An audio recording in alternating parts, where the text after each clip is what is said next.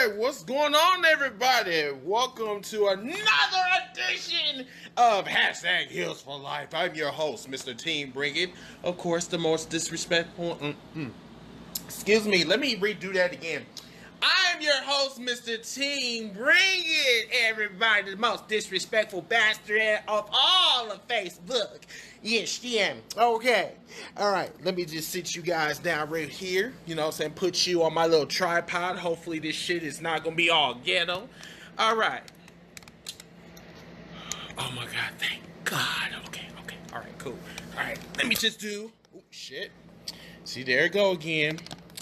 Every time it's live and shit, all stupid. Okay. Just click on this bitch real quick.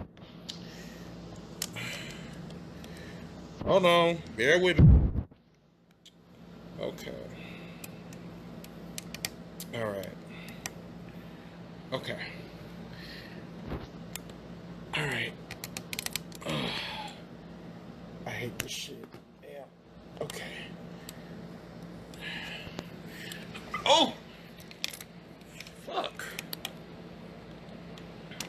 I hate doing this shit live, everybody. It like really fucks up my momentum.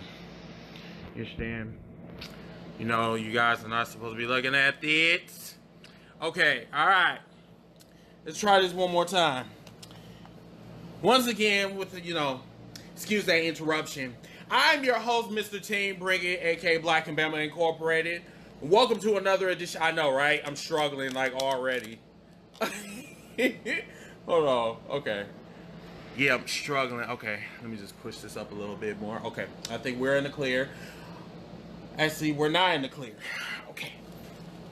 See, this is some straight bullshit. Oh, my God. Hold on, y'all. Some bitches. Okay. No, I'm not okay. No, I'm not okay right now. I'm like visibly upset. Okay. All right. Hold on one second. Let me get my let me get this real quick. See, that's what happens when I come on live.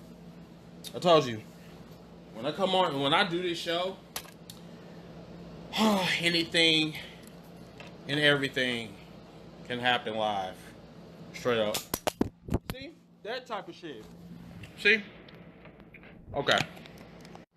See? Okay. I'm having some issues. Yes. I have never struggled this hard. Now, I thought being a black man in America was damn hard, but this shit right here, like for the first, like fucking 10 minutes, first fucking 5 seconds, I'm coming on live and shit, and I can't even put my damn cell phone on the damn tripod. I blame Gerald and I blame Latoya. So if you guys are fucking watching this podcast, yes, I blame you. So, anywho, we are in the clear. Definitely, we are in the clear now. So, tonight's podcast, number one, 40. We have reached episode 40. Oh my God. I did not know that I was going to be doing this, like, this podcast for that amount of time. I'm like, damn. Wow. Episode 40. Oh, cool. All right. Damn, I lost my train of thought. Oh, so we got a lot of shit to cover tonight. We're going to talk about Hulk Hogan being reinstated in the Hall of Fame. We're going to be talking about Extreme Rules a little bit. We're also going to be talking about some of the blowback with Hulk Hogan come back to the WWE. We're going to be talking about Bayley and Sasha Banks, lesbian storyline, wherever that bullshit is. I don't know. Anyway, we'll talk about that. Also, we're going to talk about AJ Styles, possibly his possible new opponent for SummerSlam. Also, we're going to be talking about Brock Lesnar. We're going to be talking about Bobby Lashley and Roman Reigns and a lot of shit. Also, we got a special guest this evening. He's a fellow heel.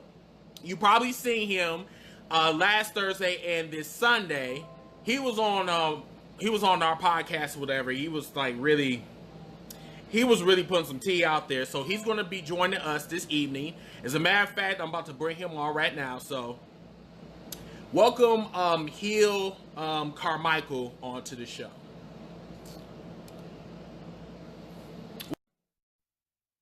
Marcel, what's going on? Eugene, what's going on? Vinny, how you doing? Robert, what's going on? Anthony Pierce, Sonia, my girl, Frankie, Dennis, Tony, man, how you guys doing? Hey, what's going on, bro? How you doing? Not much, man. Get ready, get the show rock and rolling, you dig? Indeed, indeed. Now you see that the struggle has been real. I've been trying to put this shit off. I've been trying to put this damn podcast on, and it's like this tripod is like really fucking up right now. You know what I'm saying? Like I really had a very bad day today. But anyway, hopefully, this podcast will kind of brighten up my spirits. But before we go on to the show, or whatever, well, first of all, let's talk about you, the special guest tonight. Well, first of all, where are you from? I'm come from Columbia, South Carolina. You know, I'm a big fan of wrestling fans since back in '96. My favorite wrestler is Shawn Michael, Ottoman Johnson, The Undertaker, when Mm-hmm. you rock the gray. In '97, that's where I introduced to WCW when I saw Lex Luger win the Heavyweight Championship, defeat Hollywood Hogan, Mm-hmm. and then pretty much I'm a military brat. So we moved to Mm-hmm. Japan. That's where I introduced to AAA, CML, All Japan Pro Wrestling, New Japan Pro Wrestling, then ECW. Mm-hmm. And then Mm-hmm. after that, fast forward, Ring of Honor, TNA. After that, history's been made. Mm-hmm. That's what's up. So how long have you said you've been a wrestling fan for how long you said? 96. It was March 90. Oh, 96. okay. Yeah, So I'm, it's I'm a kind of big. pushing like what, 25, 30 some years, something like that. Just Yeah. about 30 years. Okay. So yeah, that's about around the time that I started getting into wrestling. Um, but like I said, once again, thank you so much for coming on the show. Now, the last time you was on the show, you said some very you kind of stirred up the pot a little bit on certain subjects, whatever. So hopefully, you can work your magic tonight because the first topic that we're going to talk about before we get into Raw, before we get into SmackDown, and some other topics. The number one issue, and you already know what I'm talking about because we all also had some issues back in WCC. What's your take about this whole Hulk Hogan reinstatement in the WWE? And also, what I want to ask you to is why everybody is like throwing shade on Titus O'Neil, but they're not like really going after New Day like that. So what for? Yeah, first, yeah. Just answer that. I'm trying to figure out. Was Titus O'Neil like justified for what he said, or do you think it was unprofessional? Do you think he had a right to say that? I mean, what do you think? It's his own opinion, his own express. So everybody is not, forgiving. We see New Day, they expressed their reason. We seen Taz O'Neil, he expressed his reason. And now that we see the Mm-hmm. Pope from who used to work in Empire Wrestling, he gave out a long statement and he pretty much, forgiving type of person. So not everybody is agreeing with Hulk Hogan returning back to WWE or the Hall of Fame. Right. And everybody pretty much split, not 50-50, I say like 80-20. That's why I see a report from the YouTube show like Pro Wrestling Unlimited. Mm-hmm. And for me, while I was on here, I say, it was kind of a little bit, weird from Hulk Hogan to say something. But I saw this video, I think someone mentioned about it when Hulk Hogan called Tony Atlas a brown clown. Mm-hmm. And I seen the video and it struck me. And before he called uh, Tony Atlas a brown clown, Mm-hmm. he called him a boy like twice. And I'm saying like, Mm-hmm. Oh. so Uh-huh. they've been doing this shit for a long time. And not only that, just under the WWF umbrella, meaning Vince McMahon gets green light, meaning Tony Atlas, he can't say nothing because it's part business. And Hulk Hogan, he just roll with it. Right. So it's really struck me, and it has changed a different view from Hogan. But at this time, for either to forgive him or just move on with our business, and that's what it looked like from the WWE locker room. You know, it's pretty much 80-20, and probably 80% either black or different race. 20 is pretty much forgive, and it's not affect our business. That's why I see and stand on it. Okay, so I don't want to like really harp on this like topic because it's a very sensitive topic, especially like when African Americans talk about wrestling, and then also you talk about the race card, you talk about racism or whatever, and it seems that when we talk about those subjects, it seems like our white counterparts, because I've seen this, I've seen it in several groups. It seems like they're very dismissive, like, this don't have nothing to do with me. You need to stop crying. You have The Rock as a black champion or whatever. Hulk Hogan is a legend in his business, even though he says some racist ass shit. But we need to like leave it alone. You need to not let it bother you so much. And I'm like, I said, look here. I understand that the wrestling business is racist. I get it. And people ask me, why am I watching? Well, let me ask you this, like, why are you a wrestling fan? Because you enjoy it. You're not sitting there and trying to analyze every racist thing that goes on in this company. The thing about it is it happened. It was shown on a video, and Hulk Hogan was caught saying this shit. And this is not the first time Hulk Hogan said some racist shit. But we just have those fans that just says, hey, you need to look past this, and I'm sorry, I'm not one of the ones that look past shit, especially when like um one of my race is being disrespected, but yeah, you want to smile in my face, and then you want to preach about vitamins and prayers and all this other bullshit. You quoting positivity, but then when we're not looking, you are on that negative shit, and that's why I just really do not understand. So I wasn't like being an asshole in WCC when I was like saying this shit, to Chad that's no longer in WCC. He said he talked about, well, they, people call me a wetback, whatever, and I still don't have a problem with it. And I'm just like, that's the difference between me and you. You don't mind having your race disrespected, but I'm not.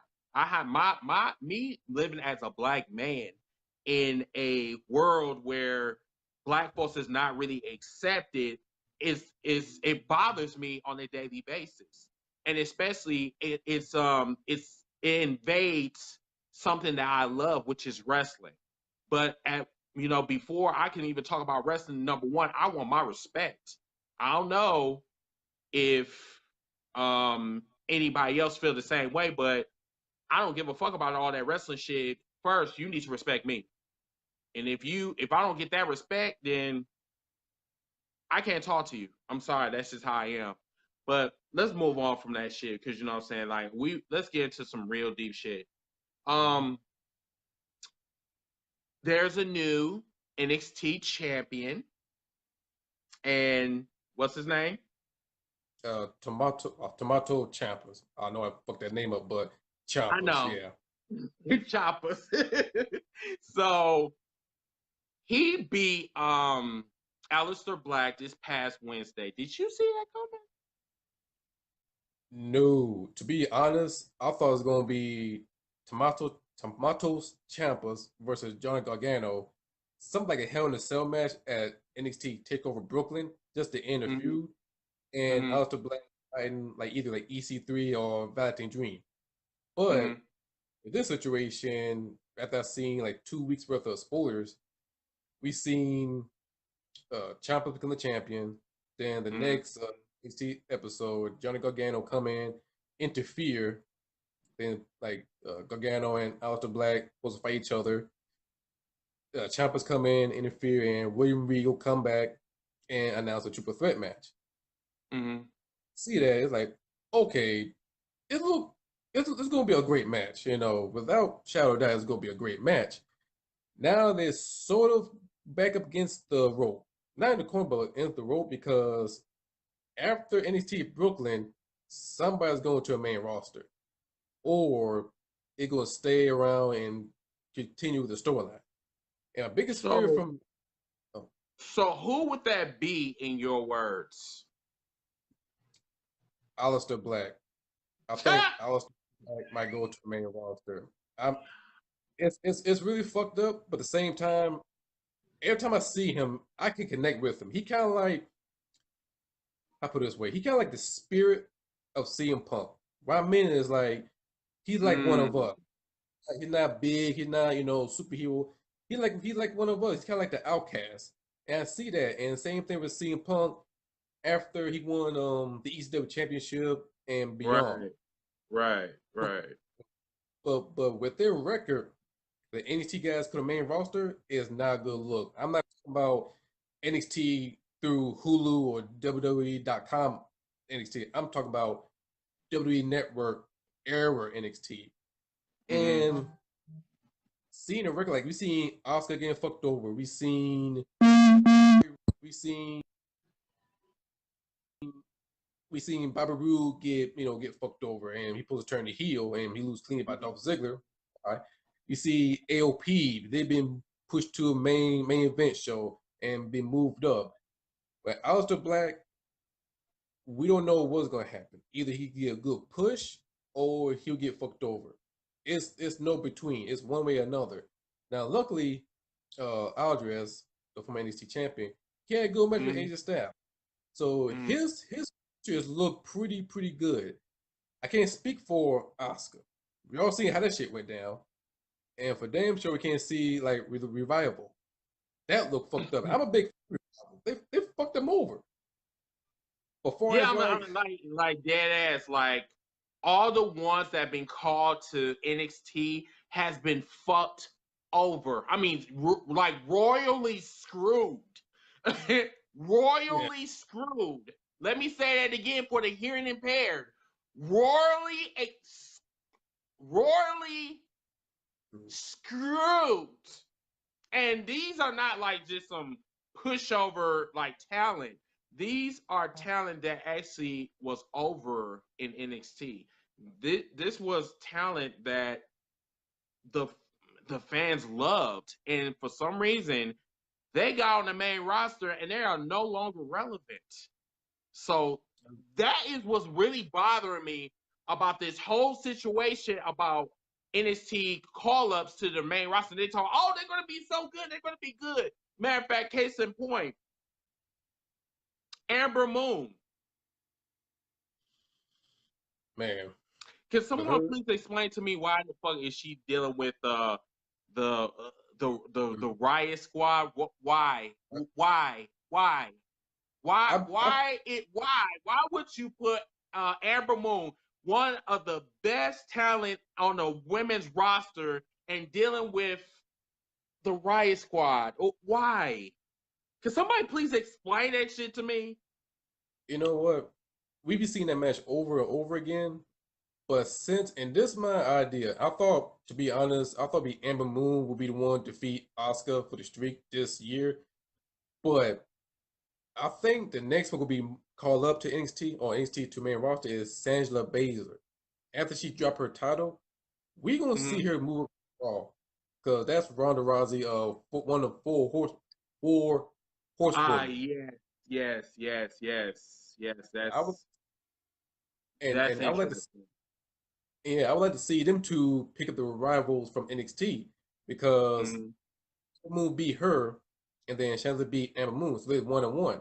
So if Raw is Mm-hmm. really smart because you got Paul Heyman as a writer, in which I don't know how you flipped up on Ah, that Raw yes, episode. yes, yes, You can yes. pick with that, and they're gonna have a great, awesome storyline without Sasha Banks and Bayley, without the Riot Squad. You had them two great stories you picked up from NXT, but the problem is WWE main roster don't want to mention NXT, and it's been reported that. So that's a dumb move. Okay, Trust pause. me. Okay, Because I totally agree with you when you said that. Now I'm trying to figure out, okay, why in the fuck are you not going to mention NXT that is part of the WWE? So why you make it seem like, okay, NXT is like this indie scene that we don't need to talk about on the air? So they have to have some type of backstory.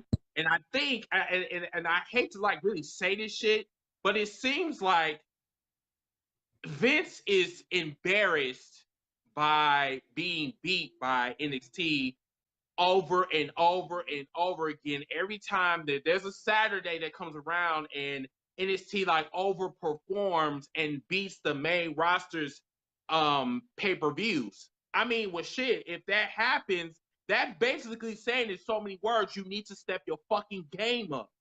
I mean, like, I'm trying to figure out what this is not like algebra. This is not like, basic mathematics. This is simple common sense. Like, up your motherfucking game. I don't get why Vince is so damn stupid when it comes to this. But he wanted to push Roman Reigns on a daily basis. And speaking of Sasha Banks and Bayley, I want your take on this shit.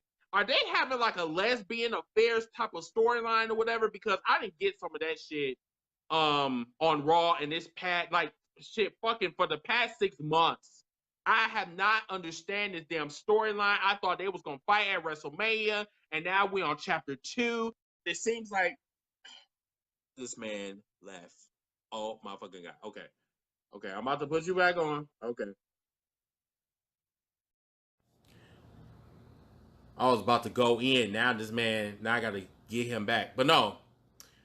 While I wait for Mr. Hill to come back, no, I'm like really trying to figure out like if you know that these two can really get it in the ring. We see this shit on NXT, but it's like since they went to the main roster, it's like they've been downgraded to this PBS special talking about it. You have to be you can't be a bully. You have to be friends. It's like reading a Bear Stein type of storyline or some type of shit. You know the Bear Stein stories that we used to read back when we was little kids or whatever. Like, brother and sister, and how sister had this best friend, and how people was trying to like they were trying to get the reader to say that you can't treat a friend this way and shit. That is how I see Sasha Banks and Bayley.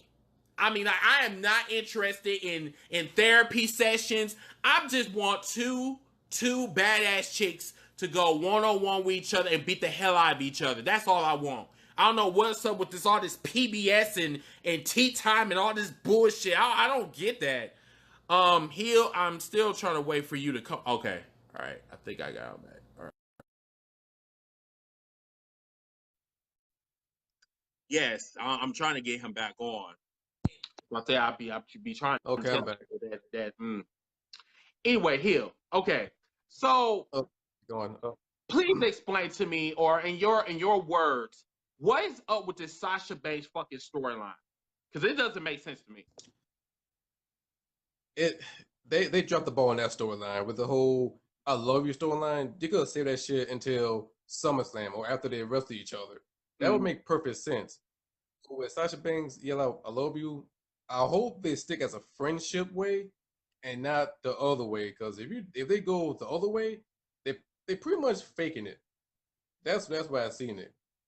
But if you want to use a real life gay person, that would make more sense versus Sasha Banks and Bayley.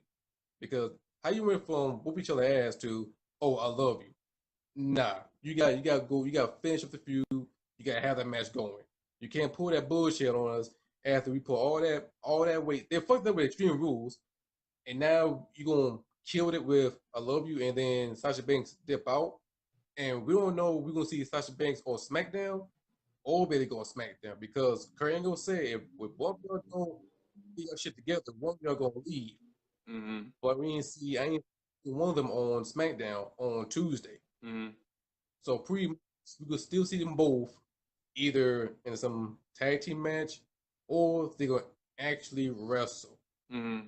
But if it goes through, then it was a big whole waste of time from Elimination Chamber. That was like back in what, February. February, I think. Yes, February. This To is all the way back in February. And they had like at least a good maybe 7 months. Matter of fact, it seems like it's been more than that. Matter of fact, this shit goes back like 2 years or so. And they had the perfect storyline. They had the perfect scenario. They had the perfect liftoff.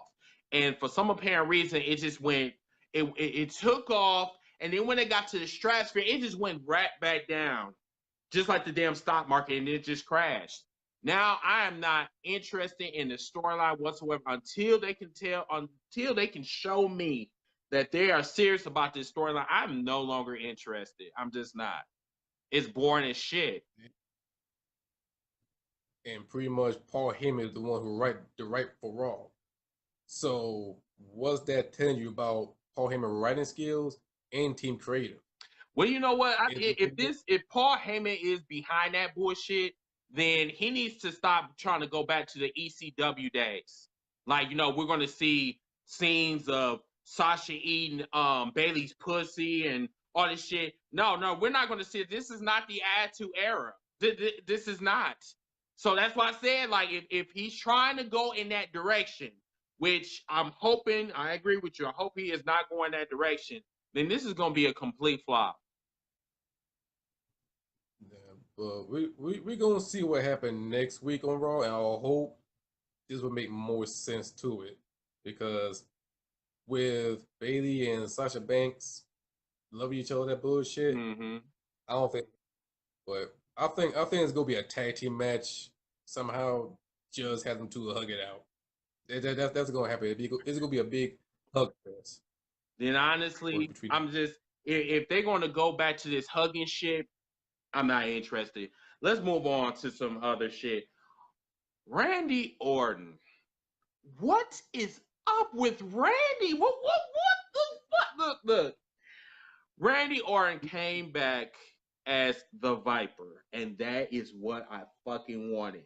But his target was Jeff Hardy. He attacked him this Sunday, and he even upped the ante. I mean, he took it to another level. When I say that Randy Orton tortured the fuck out of Jeff Hardy, this man, he took Jeff Hardy's like earring lobe.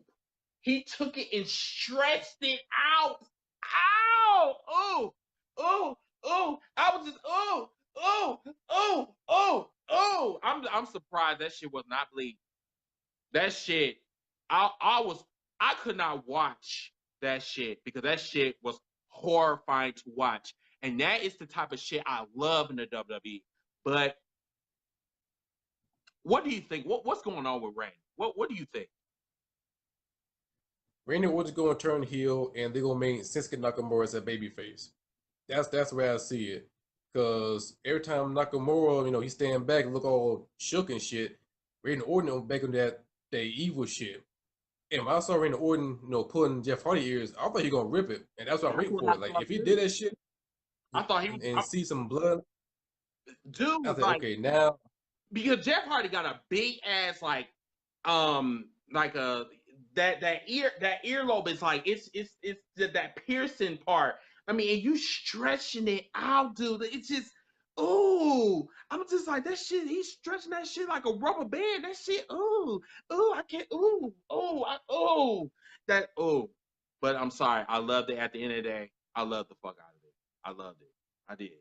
I'm really digging like this Randy Orton heel turn. Definitely. and I hope Randy Orton keep this up and explain why he attacked Jeff Hardy. I hope they keep this up. And I hope they bring back the punt kick. Because it's been a while we see a punt kick from Orton since, I want to say back in 09, I remember. Randy used it before, but it was brief.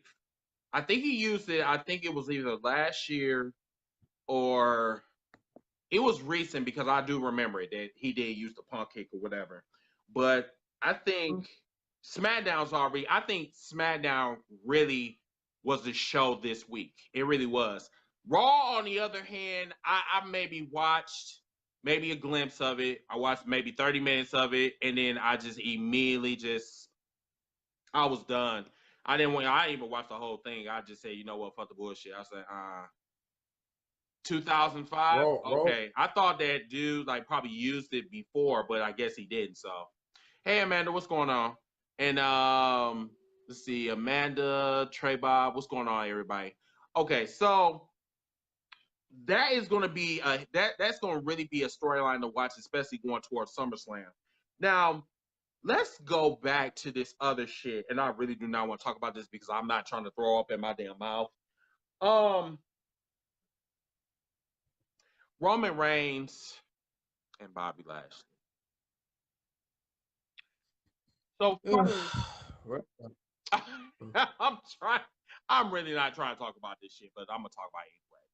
All right, I'll do it then. go ahead. Go ahead. It's some bullshit. Go ahead. It's bullshit because Extreme Rules, they didn't give two fucks about it. Like, the fans chant different names and shit, and then you bring them back and set up the triple threat match, two triple threat match. Okay, I thought it'd be Finn Balor and Seth Rollins gonna win, but they didn't go for that route. Mm-hmm. And that's how I know the fans didn't about it. Mm-hmm. When Roman, Finn Balor, and Drew McIntyre, they all wrestled. The fans, between Finn Balor and Drew McIntyre, they were fucking with them. When Roman Reigns comes in, they boo him. They really boo him. They didn't really give two fucks about it. And then at the end, Roman Reigns pins Finn Balor, and the fans was like, fuck, what the fuck is going on? And then the triple threat match, the second one, the main event, it was Bobby Lashley, Seth Rollins, and Elias. And this is where the fans really don't give a damn. When Bobby Lashley, Seth Rollins, they were cheering for Seth Rollins and they're booing Lashley because they want to see Seth Rollins win. And I'm like, okay, if Seth Rollins wins, I wouldn't mind seeing Seth Rollins and Roman Reigns win the match and fight each other. Yeah. Seth move up and fight Brock Lesnar because that's what I thought. But that shit didn't went that route, and Bobby Lashley pinned Elias with a spear, and the crowd got quiet. The crowd was like, fuck. So next week, Roman Reigns versus Lashley. If Lashley wins, cool, we safe. But don't forget we got the cash in by Braun Strowman. But if Roman Reigns wins, okay, SummerSlam will get booed again, like they did the boo WrestleMania. And Roman Reigns gonna take the title off Brock Lesnar, either a screw job or a straight up clean pin. And this kind of idea, I'm thinking about it.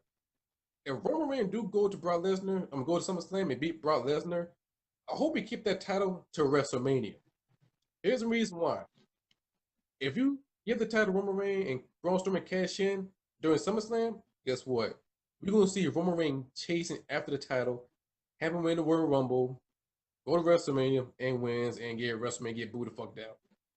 But if you have Roman Reigns keep the title all the way down to WrestleMania and fight whoever you want to fight, then Braun Strowman comes in and cash in on Roman Reigns, WrestleMania walk away with a big happy ending, and you got something to talk about afterwards, from NXT to WrestleMania to G1 Supercard. And it'll be a perfect time to be a wrestling fan. Right. But right now, the ball is in WWE hands. It's between Bobby Lashley and Roman. Same name.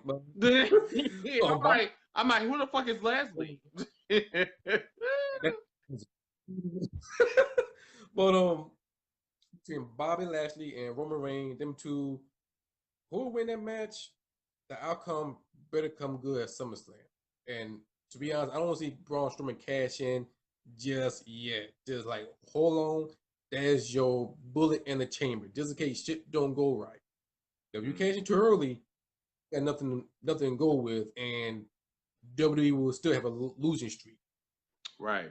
And that's WWE logic. It looked pretty fucked up on that point. And then they don't give a fuck about the fans. Like, we seen it on Raw. They really don't give a damn. Like, I'd rather see Finn Balor and Seth Rollins fight each other. I'm not going to lie to you. I'm gonna be a little bit more savage about this shit. I'm not going to lie to you. I'm not really digging Bobby Lashley. I'm just I'm over Bobby Lashley right now. Bobby Lashley is like, he is 10 times worse than he was when he was in the WWE in 2005. Dead ass. And honestly, it's not his fault. I heard the stories about him being in NXT, not NXT, but in TNA, and being this badass heel, whatever. And I'm just like, he comes into WWE, and I'm like saying, bitch, where? Where? Bro, Where is this bro, Bobby Lashley everybody was talking about? Because Bobby Lashley is having problems remembering his lines. Bobby Lashley is saying these little simple ass lines and shit. And when he comes out, there is an awkward silence, literally an awkward silence. Like, this man gets zero reaction. And that is a problem, everybody. Bobby Lashley, I know, got tons of potential. I said this back like 15 years ago. I said that this man is something about him I know is there. Something is special. Not always special, but it's special. Something. But I just can't pinpoint it.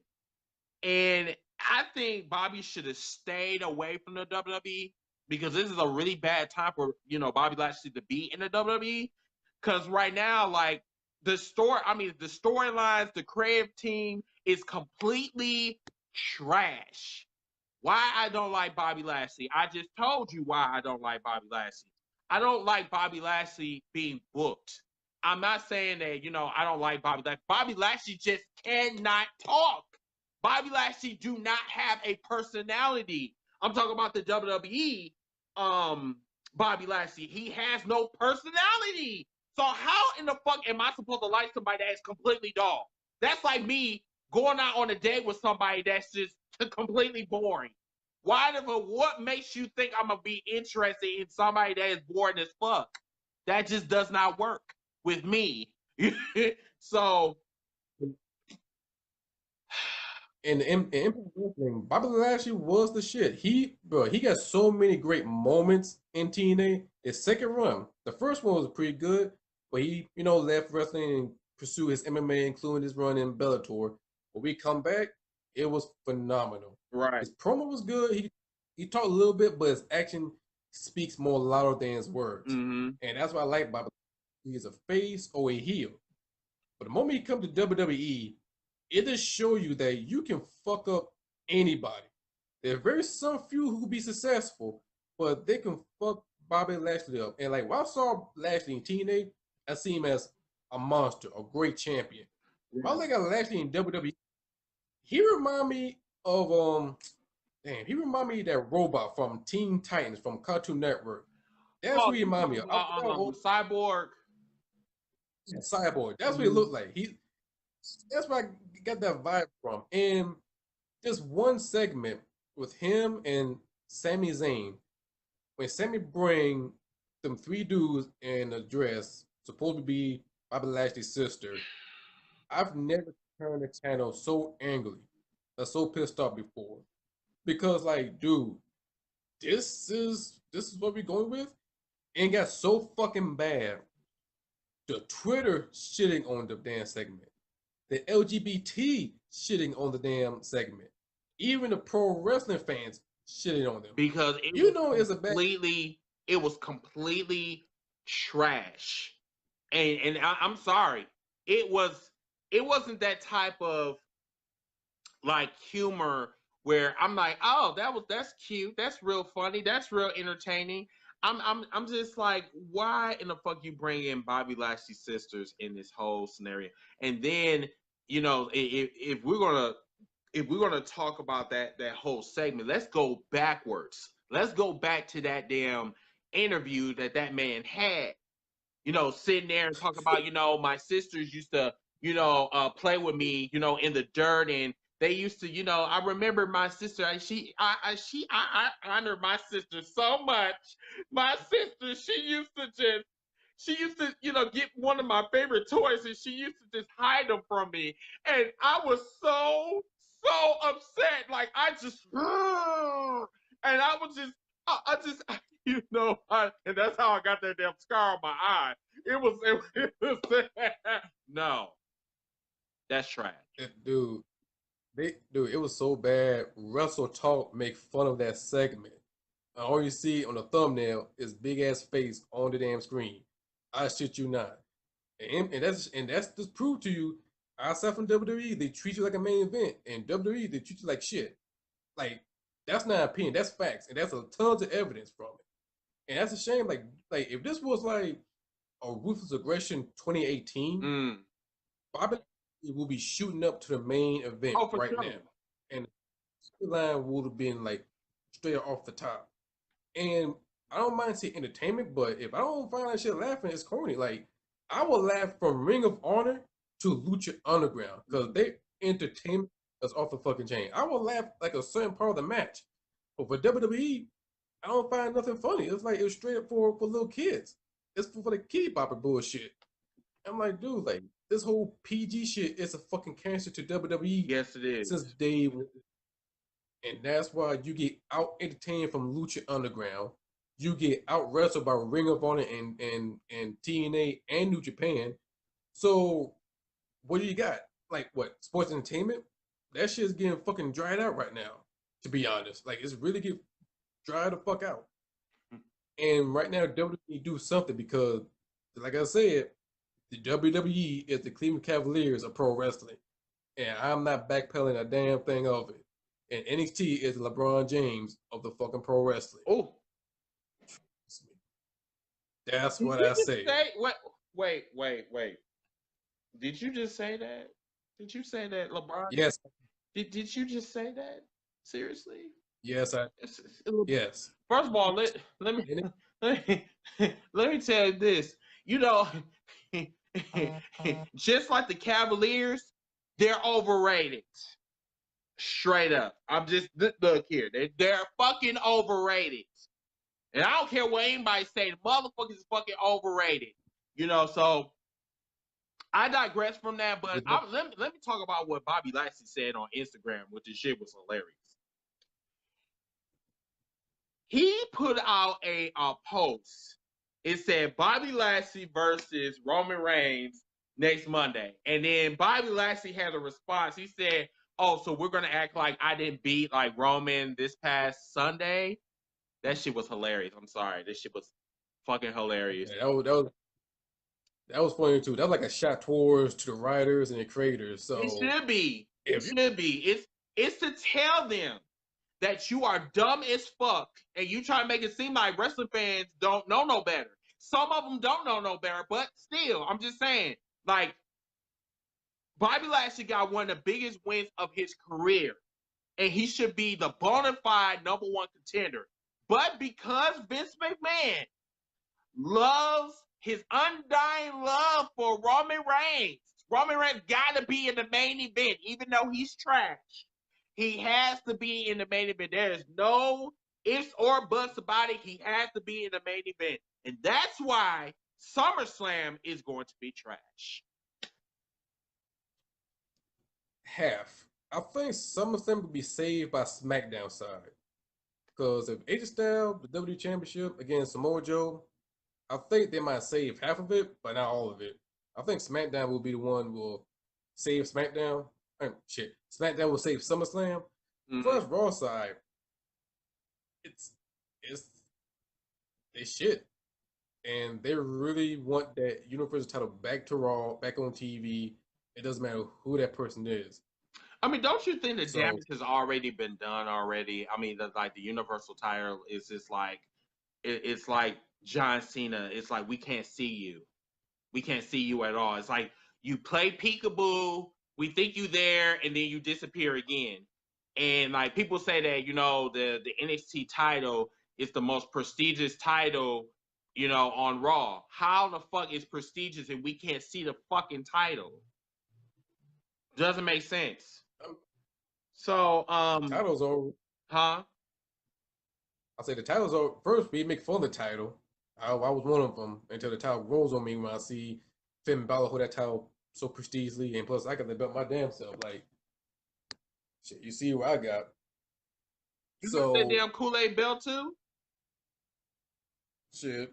Yeah, I got the I got the Universal title and the WWE and the World Heavyweight Championship. I'm sorry But for like throwing shade though, but I'm serious. Like I don't them era belts. I'm sorry. I'm gonna stick to old school.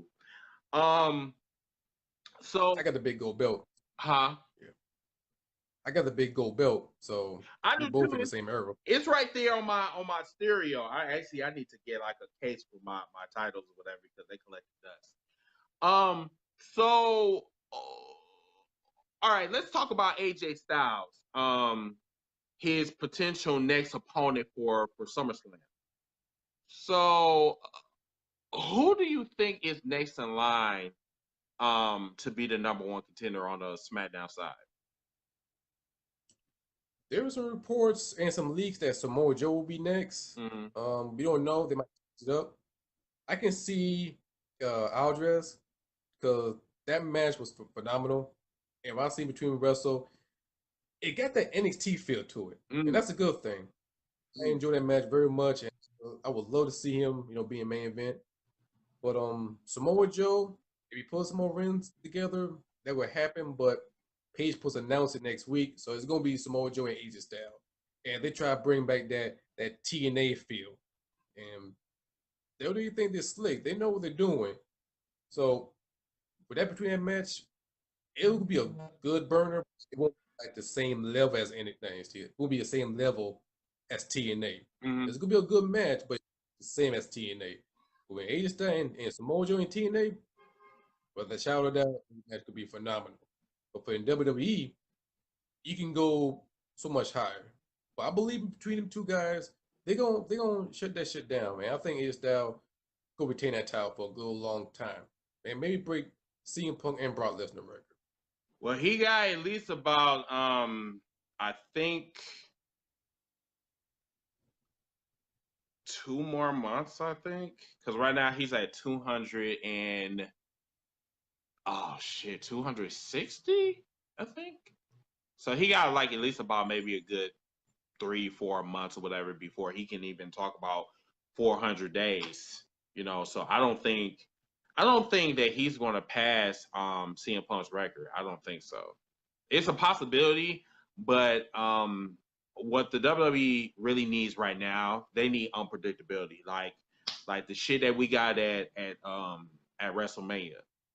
Who in the fuck thought that Asuka was going to get beat by Charlotte of all people?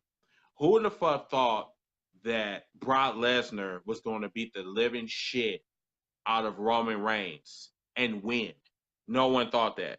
And I thought that was like one of the best WrestleManias in a long time, like because it was filled with unpredictability. Everybody was like literally wrong about that pay-per-view, And SummerSlam, I just really feel that it's going to underperform, and NXT Brooklyn is going to blow them completely out the water once again for the second shit for the third, the fourth fucking year, consecutive year.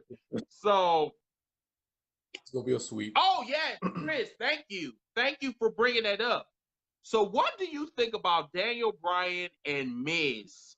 Their feud as a matter of fact, their feud got underway this past Tuesday. Shout out to Miz for that very hilarious funeral or eulogy or whatever with Kane and his head on a platter, which was hilarious, by the way. Um, Yeah. so what do you think about that? Do you think that that's going to? Do you think that rivalry is going to underperform? I think Daniel Bryan and Miz for the very long feud. I think it could be a potential match of the night, no match of the year, Mm-hmm. if WWE let them go. And like don't hold them back, let them do their thing. Because when Miz was Intercontinental Champion back during when Talking Smack was around, Mm-hmm. I thought them two were going to wrestle at WrestleMania, Mm-hmm. but they didn't pull the trigger on one. So now with Daniel Bryan contract about to be up, now WWE like, oh shit, wait, come stay right here. You have anything you want. So they pretty much WWE pull out, the bitch move for doing that shit for last minute. Mm-hmm. So very short period of time, Daniel Bryan and Miz, they gonna let loose in SummerSlam. I think it'll be most talked about match right next to the WWE Championship. I know the Universal title won't be shit, so that's no big surprise. But Daniel Bryan and Miz, I think that shit could be good, and I would love to see what they do next week between Daniel Bryan and Miz, and the payoff is gonna be excellent in SummerSlam, man. They can't fuck this up. SmackDown is their only last chance, right next to NXT. So it's gonna be really really good. A wild ride between these two guys up to SummerSlam. So, I think is this your brother that said something about Miz did not Yeah, that's huh?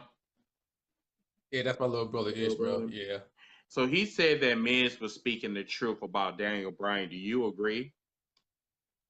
hell no, because that's Miz and Bryan gonna destroy the Miz and he gonna make him tap out like straight up.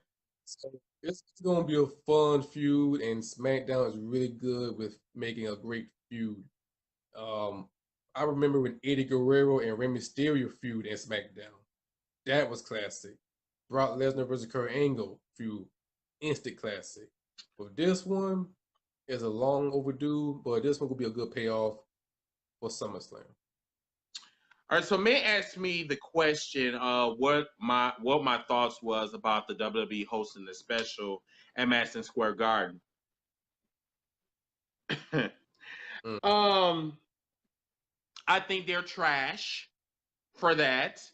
I think it was basically it was in response to the whole Ring of Honor and New Japan getting ready to have an event there, next year or whatever. So what they wanted to do was like they were just like, oh well, we want to hold an event just to let you know that the WWE still exists at Madison Square Garden. Like I said before, too late. I said, when you come to New York, you do not treat Madison Square Garden like your side bitch. You treat it as your money making, gold digging whore. That's what you're supposed to do. Madison Square Garden, you already know you got that in locked. But because you decide to neglect it and have matches in Brooklyn and shit, and then you turn around and then you have this little unannounced like special event. The fuck? Who the fuck gives a fuck about this fucking Undertaker? Undertaker damn near 70 years old. Really? And you bringing them back for like a one night special? I love the Undertaker. Don't get me wrong, but I'm tired of everybody using the Undertaker as a stepping stone. This man already his career his streak at WrestleMania has already been tarnished. The man has had I don't know how many hip surgeries, back surgeries, eye surgeries, nostril surgeries.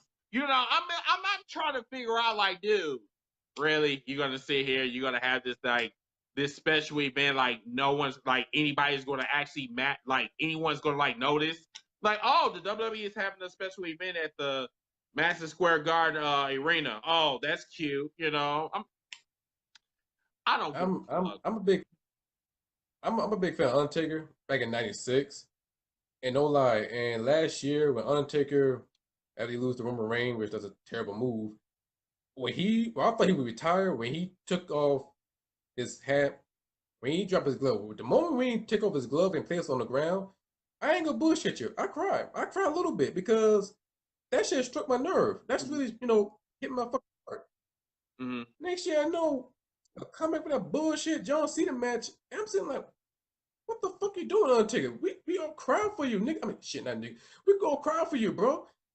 And then not only that, you become a fucking WWE. Then this gonna hurt me more than anybody else. But Undertaker start becoming a WWE thought. Like, dude, you come back for money now? Like that's really popping now. First, your fucking streak is over to a Brock Lesnar. I would be fine if you give it to Finn Balor or Aleister Black. I would have been fine. I'd be cool with that shit. Yeah, I would be fine if you stay with 20-0. And now you come back to fight John Cena for WrestleMania. Okay, that was all right. Yeah, All right. Minoru Suzuki put it was shitty. It was it is what it is. You better, dude. When you come on this damn program, dude, you speak the truth. Don't be talking about that shit was all Oh, right. That shit only lasted 5 seconds. I'm gonna keep it 100. It was shitty.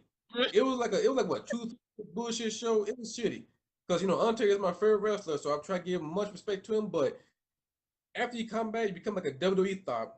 Then you come back to a WWE Greatest Royal Rumble, which that was the greatest fucking flop ever, and defeat Rusev. And now there's some rumor about him coming back against John Cena at SummerSlam. Like, for what? Like, there's no reason for it. It's like, what, a quick bag, try to get some money? Now, the only way the Undertaker come back, and even though that's not going to happen, is if Undertaker comes, I'd rather see him gunning for the Intercontinental Championship. That will be Undertaker. a dope. That's the only time he never won. And that'd be like, okay, he came back, he won the Intercontinental Championship, then he dropped it, have a little tournament. It might be sound like a dumb idea, but hey, that's WWE logic. But bro, why But it'd be would interesting. you give the IC championship, probably one of the most prestigious title, to a senior citizen that's on his last leg? We seen Ric Flair win the title. And plus, Undertaker, really, we seen Ric Flair did the same shit. But he got his ass whooped by somebody else. But hey, look, it's WWE. It's all about business and history making. That's all about. And I'm digging. I don't mind seeing Undertaker gun for something. If you come back, it's got to be a good ass reason for coming back. Not for We matches and cannot be grabbing. giving these damn titles to senior citizens. Okay, now I get the whole Ric Flair thing. I get it, but dude, this is not the same Undertaker. Undertaker run like he is in slow motion, bro. Straight up. Yes, Tori. Yes, he's supposed to have his final match at his supposedly, allegedly, like last match at in what was that? I think Super Show at October. Yeah, The no, Super Show. Australia, some shit in October. This is not going to be his last match because the Undertaker's probably broke. So that's why he's probably having these appearances. It is what it is. So, But yeah, what say, Bret Hart won the U.S. title, so we gonna see what the Undertaker shit. But I just hope he go to Hall of Fame. That's the only thing I hope for. That's what I want to. If he goes to the Hall of Fame, I'll be fine. But like to have these these matches with a questionable matches, like it just really pissing me off. So before we go to fan reaction, did you have anything else that you want to bring up before we go on to the next segment? Well, I've been watching a couple of G1 Climax. They be killing it, man. Like Tom will be on the winning streak. Kenny Omega, he's on the winning streak. See my old boy Jay White, the Switchblade. He been doing some good shit over there. Mm-hmm. So can't we see it 4? And then we got TNA Slammiversary. That shit is gonna be way much better than Extreme Rules. So pretty much, TNA and New Japan, they own July. Like TNA is still around. Yeah, like understand Hulk Hogan did fucked it up, but right now TNA is on this shit. Got to watch TNA. I'm sorry, dude. You fade to black, yeah. I don't know. If I looked at TNA today, I probably wouldn't know who was all there. Seriously. Well, there's YouTube, so it's pretty much a gateway to knows what's going on.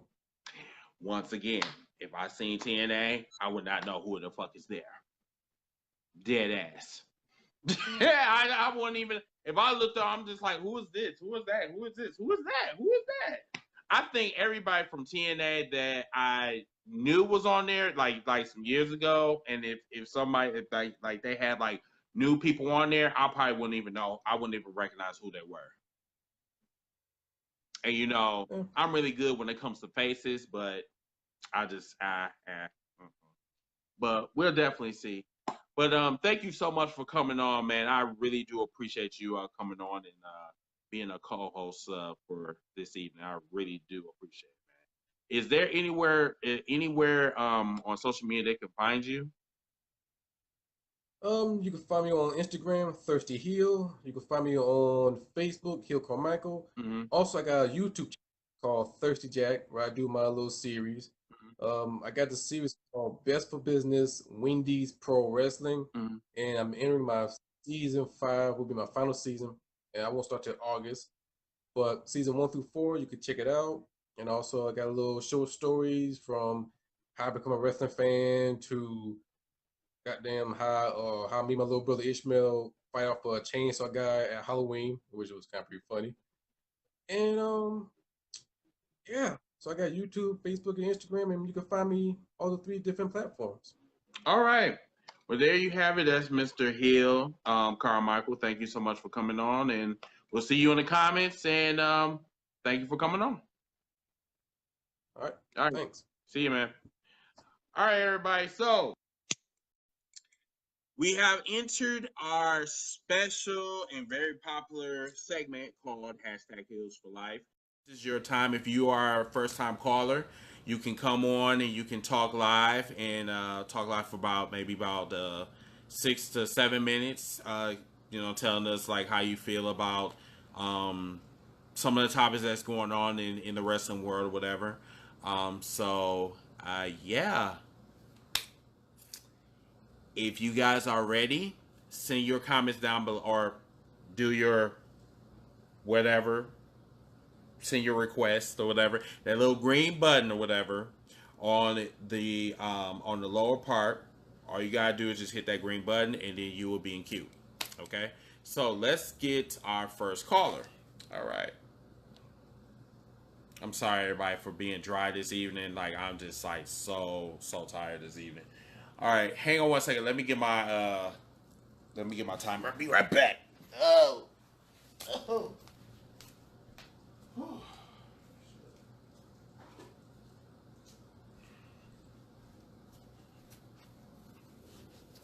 Okay. All right.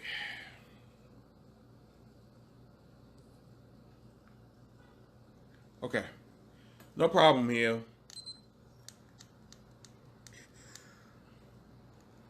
All right, you guys are quiet this evening.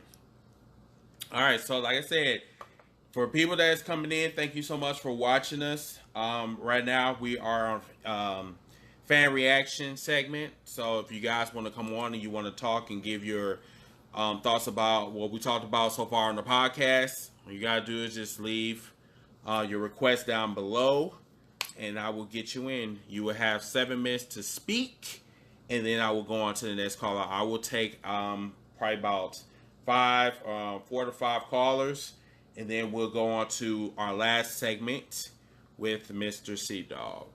All right. All right, Mr. Tim, hit. He is first.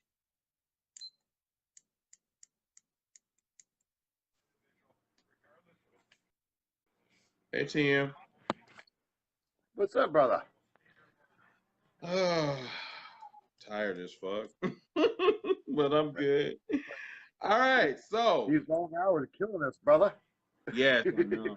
I know. Old age is like really doing it. All right, bro. So, what are your comments? What's in your mind? I got one thing to ask you, man, because it's been a question that actually got brought up tonight with another friend of mine that I was talking to earlier. Mm-hmm. What's up, man? This whole fucking Brock Lesnar bullshit is a ploy by Mm-hmm. McMahon. Mm-hmm. Not showing up, not doing his thing. You know, he showed up on the UFC fight, which we all prayed DC would fucking kill his ass, Mm-hmm. and it didn't happen. Right. I'm thinking right now that this is a ploy, a straight up ploy by McMahon. Mm-hmm. It's straight up. Hold on one second, Ellen. I know it's dark in here because I got shit going on in the house right now. Fucking landlord's a crackhead. So. Wow, stupid. No, I'm just saying to people, because I was saying to people tonight, I was like, this is whole, we know he's trying to break records. He broke the Demolition Tag Team record with New Day. Right. Breaking the Punk. Punk broke the other records. Mm-hmm. Dude, I don't even know, man. I'm not gonna lie to you guys. I haven't watched wrestling in a while. I watched some of the pay-per-views Sunday night, the elimination. I mean, the Extreme Rules. The thing that pissed me off the most is they're not going to give Nakamura the World Heavyweight title, but they give him the U.S. title.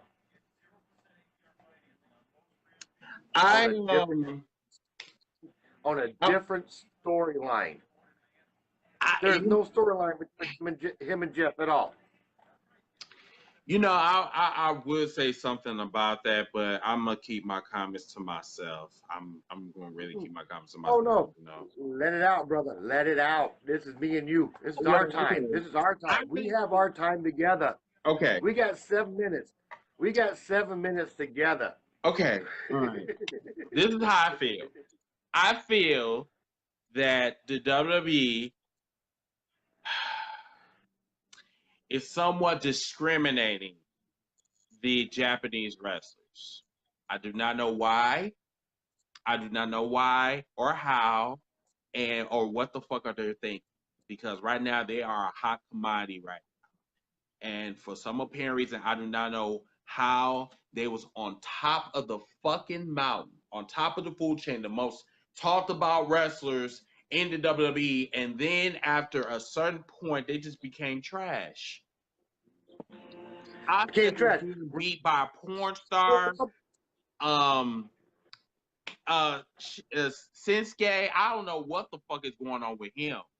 This man is like, I like him as a wrestler, but it's just now. Yes. I don't know. I don't know what the fuck to think about this shit. Remember, on top of the world, after the Royal Rumble, Shinsuke and Asuka both won the Royal Rumble. Right. Everybody was stoked. We were totally stoked. We knew that the AJ Nakamura match was going to be lined up. We knew that was in the stars. We didn't know which way Asuka was going with hers. Mm-hmm. So I'm just trying to figure out, like, okay, you going to have him win the Royal Rumble and then you're going to have him lose at WrestleMania? Like, why? Yes. Across the board. And then you put the U.S. title on him. You put the U.S. title on him. Nothing is, me neither. I've been a Jeff Hardy fan. Jeff Hardy, when he won the U.S. title and all that, I thought it was really great. Then going to SmackDown, here we go. Mm-hmm. We have a fighting champion, like Seth Rollins on Monday Night Raw. We'll have a fighting champion. There was never a goddamn storyline. When I was told this match, I'm like, when did this happen? And my oldest son was like, oh, this happened at this Extreme Rules. I'm like, there was nothing built up to it. But yet you built up Hardy and Orton. And now you see my frustration. Mine too. Mine too across the board. This is my frustration. This is why. And I say, thank you to Heel Carmichael for being on tonight, because really great insight from him about stuff like that too. Mm-hmm. As I say it, as a former professional wrestler, I'm not getting no storylines across the board. Sasha and Bayley, I'm still not getting a storyline. Still till right now, not getting a storyline. We know that the frustration level there's nothing there. They're trying to build up almost like a Daniel Bryan Kane thing. Are they going to put Sasha and Bayley together as a tag team? I guess this is supposed to be some type of gay storyline, lesbian storyline. I'm just saying. I'm just not interested. If they're trying to appeal to the LBT Community is not working because I'm shit. I'm not interested. I'm just not. I am not interested either. And being a big AJ Styles fan, there's nothing there. I watched SmackDown the other night. Why is Samoa Joe fighting Ty Dillinger now? Why is that feud going on? Hi, who? Oh yeah, 10. Oh, I forgot about him. Oh, okay. Um, Why is that a um, story? is What that a storyline is that? I don't know. I haven't seen Simone Joe since he came to SmackDown, so I don't know. You I see, really the don't only know. thing, the only reason why I watched it on Tuesday night, my mom, God, God bless her, is going in for her surgery tomorrow to get her thing fixed. She has been a Samoa Joe fan since TNA. She knows Samoa Joe across the board. She said, "Oh my God, that's." She actually said, "Oh, that's my boyfriend Samoa Joe getting on stage." And she looked at me. She goes, "Why is he fighting this dude? Who's this guy?" And I'm like, "I have no idea. I have no idea these storylines that WWE's got going on. Nothing across the board. There's no, there's nothing. The only Give storyline is Ziggler and Rollins for the Intercontinental title, but they two just threw things. Bobby Roode into something. Two things. Yeah, Give your mama my regards, and then I will, also brother. tell her that the wrestling community do not know what the fuck is going on either. So she's not alone. Because she said the same. She goes, like I said, she's watched him since TNA. She goes, this dude's a beast. I'm like, yeah. She goes, why he fighting this dude?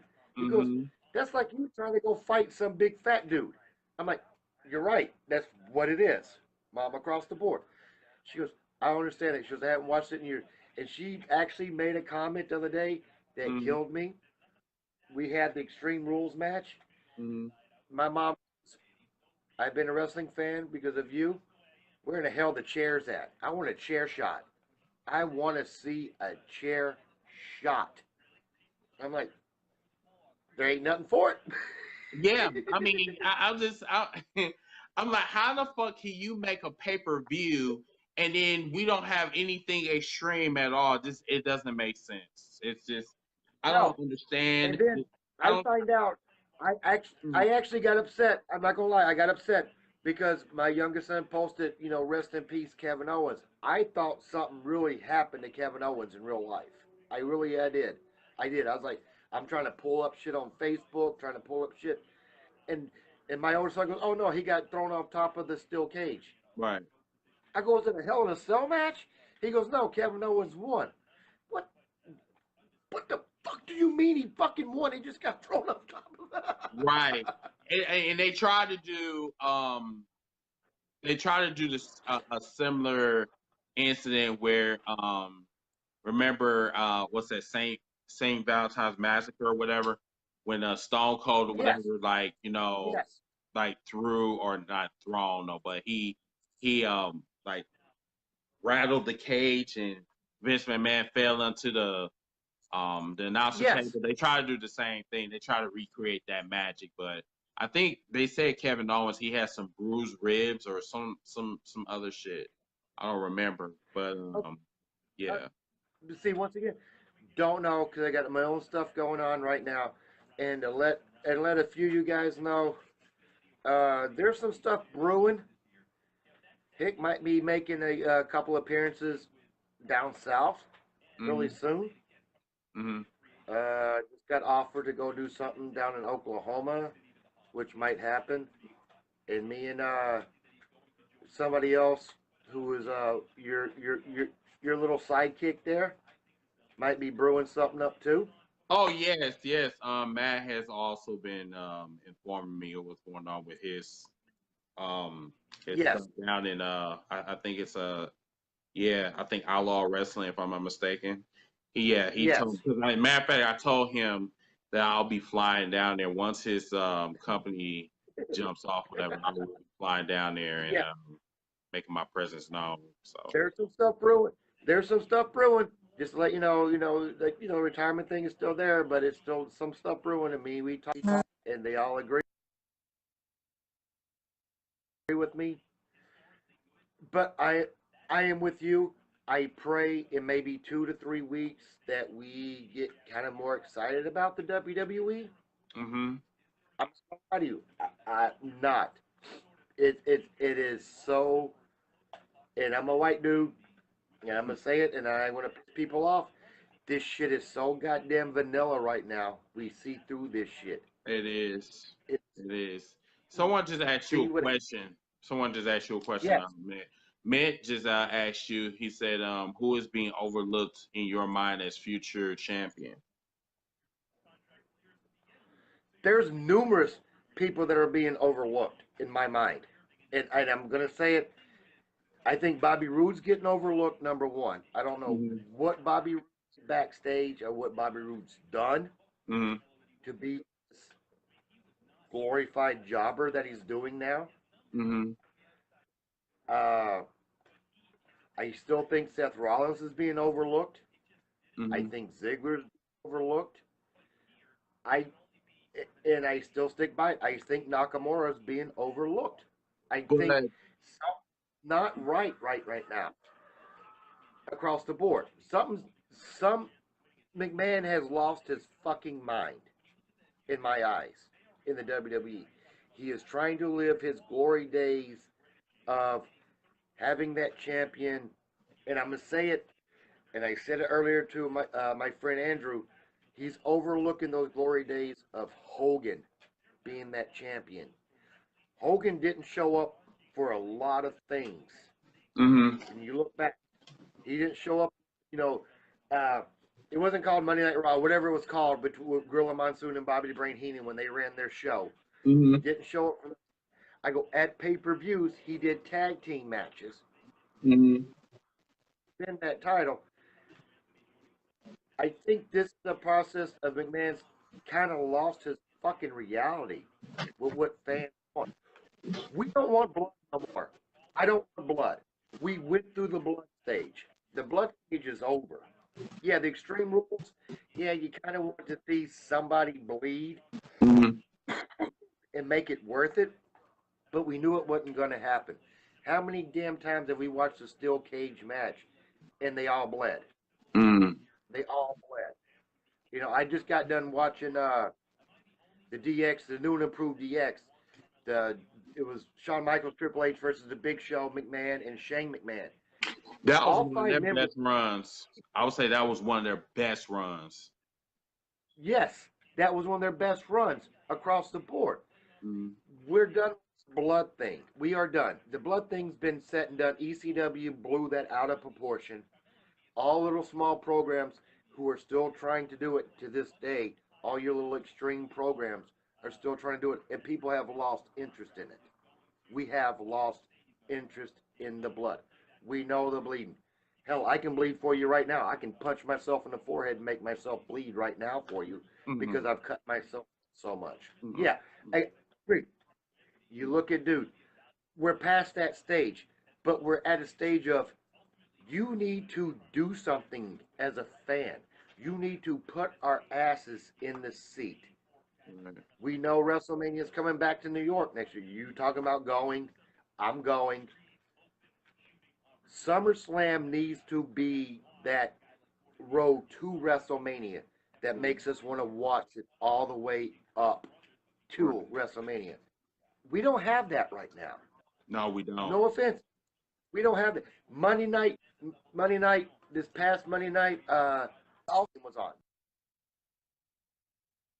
The All Star, the Home Run Derby was on. I watched more of the Home Run Derby than I watched the wrestling. I'm not gonna lie to you, because I was bored. Bored. Don't kill. You're killing me. You're killing me with this boredom. Mm-hmm. Do something. Something that shocks us. Do something that makes us want to watch it again. And we're not getting that. And I say it maybe because of what NXT is doing, because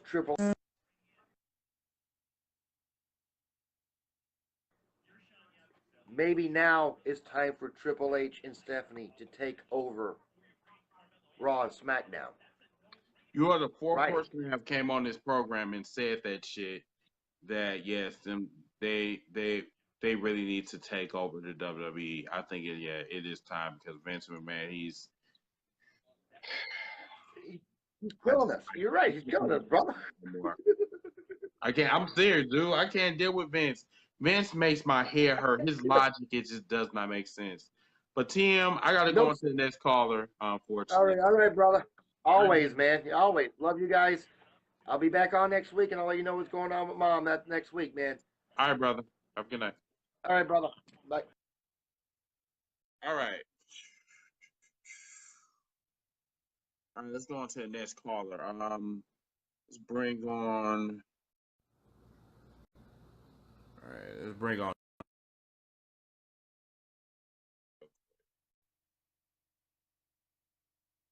So if you guys want to come on, let's be accepting calls for the next few minutes. So just make sure that you are waiting patiently. Okay. So what's going on, Julie? How you doing? Yeah, what's up, man? Not too much. All right. So spill it. What's going on? What's on your mind?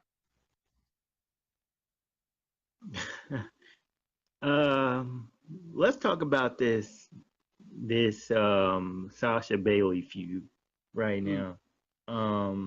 That's going on right now.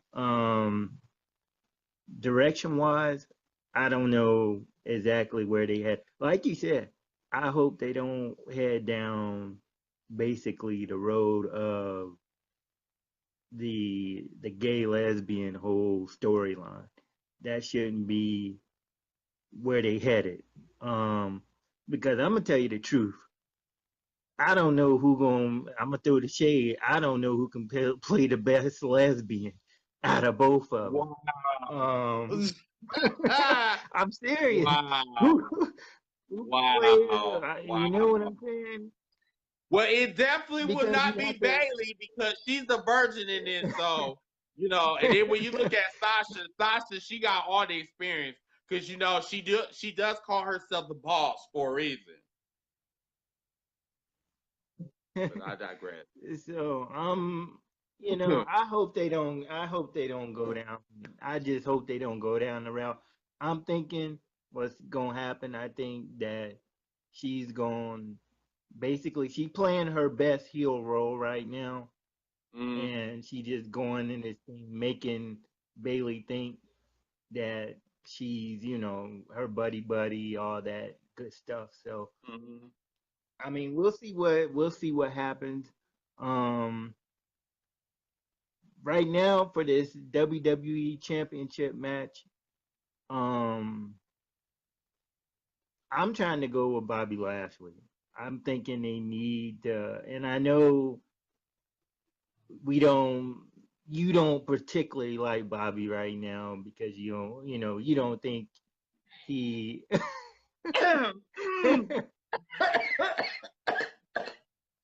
you don't think he can hold it. Excuse me, it went down the wrong hole. I didn't say that I didn't like Bobby. Well, yeah, I did say that, but I just don't like how Bobby is being booked. I think that's what that is. Bobby Lashley, I think, I know he's a badass, but right now I think that he's being fed to Roman Reigns unnecessarily. I just really and I think we're all pretty much seeing where it's pretty much going. My thing is, I believe technically they should have had. To me, they should have had. They should have either had Seth Rollins win, or they should have had Drew McIntyre probably go into that. Make it a triple threat. I mean, I'm thinking they should have made this thing a triple threat. Going into SummerSlam. Do you think they could still? Do you think they could still have this like triple threat match? Because Carmichael was actually saying that right now. He said, don't like how WWE booked Lashley is better off in New Japan Wrestling or in TNA. But I think all of us can be in agreement that we just don't like how WWE is completely booking Bobby Lashley to be this. I don't know. Mhm. I don't know. It's like when they To me, come I to think, someone that's to like a me, I'm complete thinking, huh? What is that? yeah, and to me, I'm thinking, you know, um, oh, one thing I know I'm all over the place, but That's cool. uh, We all are to tonight. me, this whole Nakamura thing, I don't know. I'm not feeling it. They should have, to me, they should have went on ahead and they should have gave him the title offhand. Um, Mm, but I mean, I see where they're going with it. Uh, mm, now I don't know if it's true or not. I mean, I just seen that. I think Paige had announced AJ's uh, opponent for SummerSlam. I yeah, think she went into that'll be next she Tuesday. went, yeah, yeah. Mm-hmm. But I'm thinking they need a big time profile match. Um, you can't go into SummerSlam with a half match. Now, I don't know where they taking, and I don't know where they taking the whole Randy Orton thing. Um, hopefully they can put him against somebody good and not somebody, since he's doing this heel run, he needs somebody that's on his level. Um, I'm sorry, but Jeff until Hardy is not on his level. No, he's not. He's not on his level at all. So he just needs somebody that's just straightforward there. So we'll see what Mm-hmm. happens. We will I see know, what happens. but no, but So thank you but bro, thank you so much for coming on and speaking your mind. Appreciate it, man, as oh always. yeah. All right, man. See Oh you, brother. yeah. All right. No problem. All right, let's go on to the next caller. New Gene. This is oh yeah, he's a new caller. See what he talking about.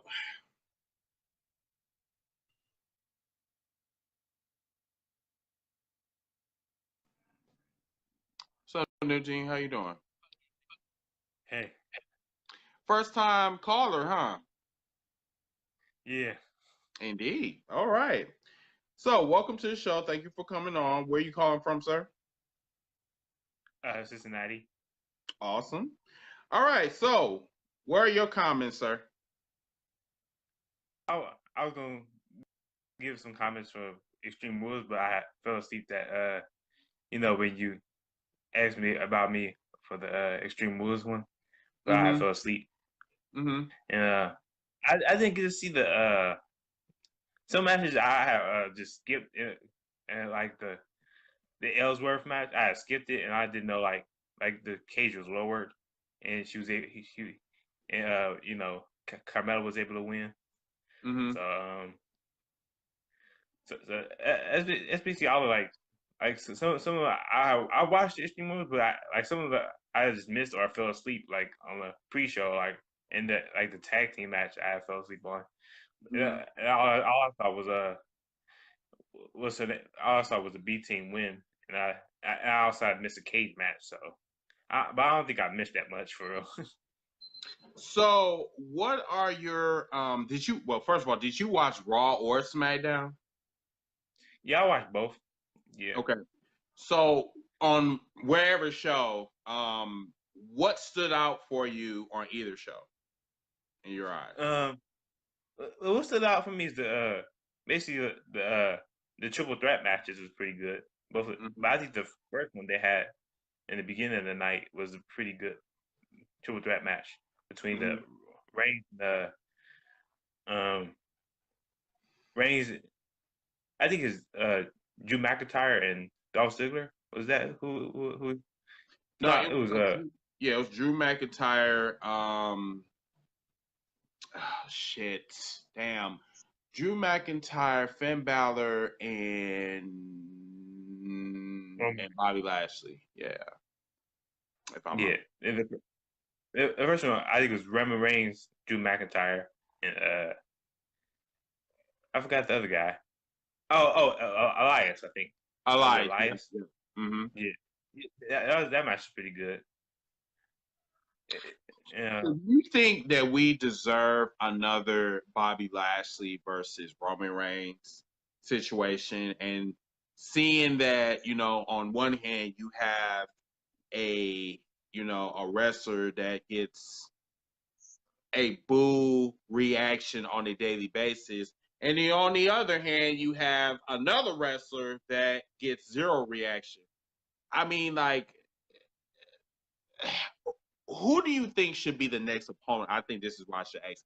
Who do you think should be the next opponent for Brock Lesnar's title? I think I would actually go with Lashley because I would no that match haven't happened before, so it would just be good to have a first match between them two. Even though I think Bobby Lashley would have been better off just standing doing MMA full time, but I think he kind of wanted that match between him and Brock Lesnar. But Mm-hmm. and most likely have I think like next week, yeah, this Monday probably it's most likely be like a triple threat match where somebody interferes or something, or both of them get counted out or something like that. But like, So you think somebody's probably gonna get counted out or whatever, or count out, or some like shady type of finish? yeah, and then it'll end up being a triple threat match. But I think it should just be 1-1 with Lashley and um Brock Lesnar. Like I don't really have like a problem with that. I don't really have a problem with Reigns, but I can understand why people don't like him because he getting overly pushed. But I don't really have a problem with him because dealing with Cena for all them years, I wanted somebody new, even though if it's Roman Reigns, even though he don't, even though he's not the best wrestler, or even though there's Even more though people he's deserving. even Um, though Roman Reigns is a bootleg, you still don't care? oh, there should be other people other than him, but I don't really have a problem with him for real. Mm. So, before you go, okay, so what do you think about? Because like I said, I know this is a touchy subject, but I'm gonna ask everybody like I did on Sunday. What do you think about the whole Hulk Hogan like controversy? Um, I really, yeah, I really think it was bad of him to say those words. Well, I actually haven't heard the audio actually, but like, Mhm. but like, I don't think it was right for him to say those words. But I guess some people deserve a second chance. But you know, he is like the best. You know, I think it could be a different story if it was like a mid card or somebody like if it's like somebody like Zack Ryder, he would never be accepted back in the WWE.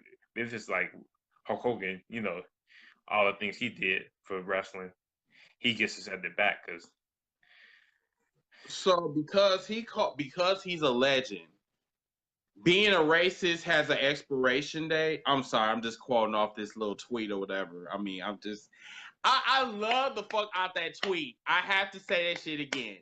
Someone said, and I don't know who this was, that racism, the WWE acted like racism has an expiration date. So you have Hulk Hogan get suspended from the Hall of Fame, and then you bring him back 3 years later.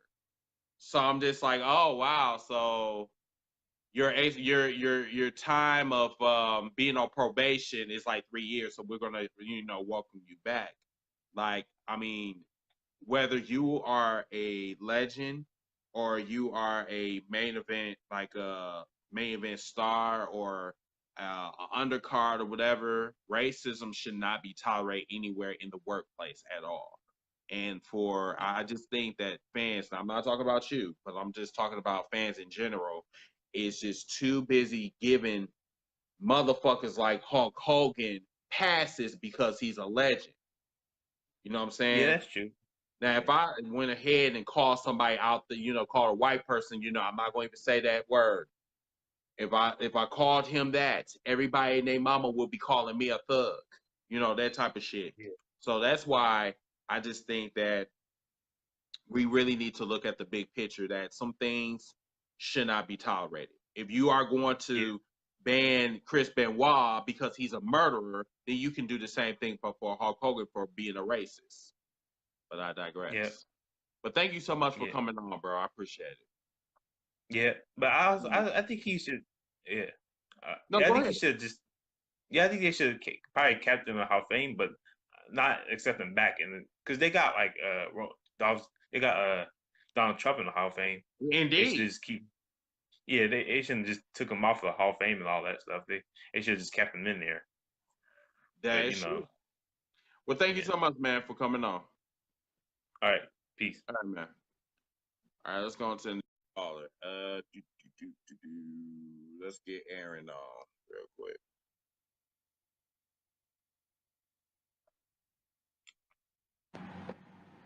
What's going on, Aaron? What's going on? What's going on? Not too much. Go ahead, Mr. Controversial. All right, so I don't want to talk about Raw at all. That's fine. Because fuck that. Jesus, Raw. Anyway, SmackDown was good. SmackDown was a great show this week. A lot that stood out for. Well, you know what? I'm gonna bring it back to Raw for one thing. The one thing I'm gonna bring it back to Raw for is the Sasha and Bayley shit. Okay. So we all know the direction we think it's going in, or direction it looks like it's going in. Right? You have an actual homosexual female on your roster right there. Her name is Sonya Deville. She's open. She's openly lesbian. She's dating Seth Rollins' most recent ex. The one that looks like Why not do it with her? The one that looks like Trish Stratus? With darker hair? Wait a minute. What you said? Who? She's dating Seth's most recent ex. I know, but who did you say again? Sonya Deville. Not Mandy Rose. Not her. The other one. She's on Raw or SmackDown? She's on SmackDown now. You talk about the kickboxer? Her? Yeah, the MMA fighter. Yeah. Her. Oh, I'm sorry, but she's not that appealing. She looks like a homeless person off the street. Damn, shade. Okay, but I'm saying the fact remains, she's openly a lesbian. Why not? If that's the direction you're going, why not just use one? I don't know, bro. I can't answer that question. It's like, I don't know, bro. I can't answer it. I'm not being sarcastic, but literally I cannot answer that question. I don't know, bro. I don't get it. I think probably they're saying that, that maybe Sasha has the potential on being the dominant female on, being in that relationship. I could see that. Because, Bayley would be the more, calmer, meek type person. I get that. The submissive, I guess you would say. Yeah. Yeah, the virgin. But yeah, that's all I wanted to talk about Raw on. Now, Okay. moving on, I'm gonna move past SmackDown too. Even though, glad to see the Viper back. That shit where he pulled Jeff Hardy's ear was fucking oh, nigga, my shit hurt. like, See mine, it hurt. Yeah. So, yeah, that was crazy. But let's talk about NXT for a second. Let's talk about some real wrestling. Yes, So, I'm pretty sure everybody knows the spoilers, right? Thank you, everybody. Yeah, thank you for telling me, you know, who won and shit. I'm like, dude, I hurt the internet. I really do. I can't stand the fucking internet. But I mean, it wasn't just everybody. It wasn't just the fans. WWE WWE put it out. I don't give a fuck. I don't like the internet. Me neither. But I mean, fuck. What are we gonna do? Like I even saw a video of the finish of the match. Like I know how the match ends. Like, but anyway, while it is a great storyline, I don't like the direction it's going in, and I have a better way they could have done it. For what part? Aleister Black should have been taken out of it completely. Okay? They should have had Tommaso win the title and then go right into the feud with Gargano over the title. Right. Here's a way they could have done it better. Same dude I showed you, JD, he came up, he thought this up. Think back to SummerSlam 1997, Bret Hart versus Undertaker for the WWF title with Shawn Michaels as the special referee. Shawn Michaels hit Bret Hart with the hit Undertaker accidentally with the chair. Yeah, when he was and had to count the 3 for Bret, right? Right. Okay, take that. Put Gargano in as the referee, right? Make the rule: if Gargano touches Ciampa, he's out of WWE for good. Not just out of NXT. He can't go to the main roster, right? Make the same stipulation for Ciampa. He touches Gargano, he's out for good. Right. And then basically let it be the same ending. Ciampa goes to bring in a weapon, and then Johnny notices it. He's like, "Wait, this chair wasn't here before, or whatever. Like, you know, what are you doing? What's going on?"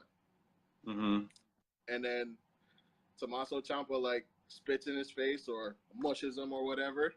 That pushes Gargano over the edge. He goes to hit Ciampa. He hits Aleister. And then he's forced to count the 3 and give Tommaso Ciampa the title. Wouldn't that be better? Somewhat, but it's like it's somewhat recycled. But I feel you where you're going. Recycled, yeah, but we haven't seen it since '97. They haven't done that at all. That's true. And yes, Julian, that is a good storyline. That's a damn good storyline. But see, where does or even if you go and do the triple threat, right? Still have it be a situation where like, okay, bet it's a triple threat, anything goes, right? Right. Have Tommaso bring out some handcuffs. Handcuff Johnny to the ropes. He can't get out. Then he's forced to sit there and watch as Tommaso Ciampa gets the 3 count on Aleister Black, and he can't do nothing about it. So he's sitting there forced to watch the man he hates. You know. So what about this whole Aleister Black situation? So is he's now the irrelevant bitch now, or is he going to get his rematch? Oh, he's gonna get it. It's gonna be a triple threat at Takeover Brooklyn. Wow. So we already know that this man is not getting that title back. Correct. No, he's not getting it back. I don't think I think Gargano's gonna take it finally. I just really believe that that really should be a one-on-one that we have been That's waiting what I'm for. saying. That's what I'm saying. It should have been But a now one-on-one. I don't like the triple threat. No, I don't either because there's too many triple threats going on right now. It's like when you can't find something for them to do, you put them in a triple threat or you put them in the tag team or some type of shit. You know what I'm saying? So And the thing is with we'll this takeover card, usually on takeover cards, you could pick Mhm. one match that's probably gonna steal the show away Mhm. from the main event. hmm There's at least two that I see that could do that. That's EC3 versus Velveteen Dream, Really? or yeah, that could steal the show, or of course Ricochet versus Adam Cole. Oh yeah, I forgot about that. I forgot about that match. Yeah, definitely. Those are two show stealers right there. Very valid points. All right, bro. I gotta move on to the next call. Always a pleasure talking with you. No doubt, indeed. All right, man. See you later. Peace. All right, let's go on to the next caller, Mr. Christopher. All right.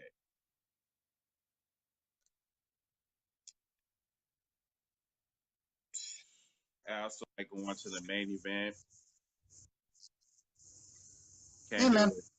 What's going on, Chris? How you doing? Good. I actually have a lot to say, but because I only have 7 minutes, I'm going to keep it short. Okay. Go ahead. I've always hated the Universal title. Because it I looks mean, the like Universal a title. belt. Yes, it looks like a red purse. It looks like something. It looks like something a woman would show off. But and I like Paul Heyman, but I don't like Lesnar Mm-hmm. because my thing is not only is Brock irrelevant, but he's making the Universal title that's only had 4 champions. Mm-hmm. Brock, Finn, Mm-hmm. Bill, and Bill Goldberg actually showed up a lot more Mm-hmm. than Brock ever did, Right. and Kevin Owens. Mm-hmm. And my thing is like, this is a new belt that you're trying to get over. Mm-hmm. But wouldn't it just been better to bring back the World Heavyweight title like they did back in what, 2002-ish? 2002. Yes, I totally agree with you, twin. Totally agree with you. I do not know where in the fuck they got this NBC Universal title bullshit, but they need to take that back to the glue factory.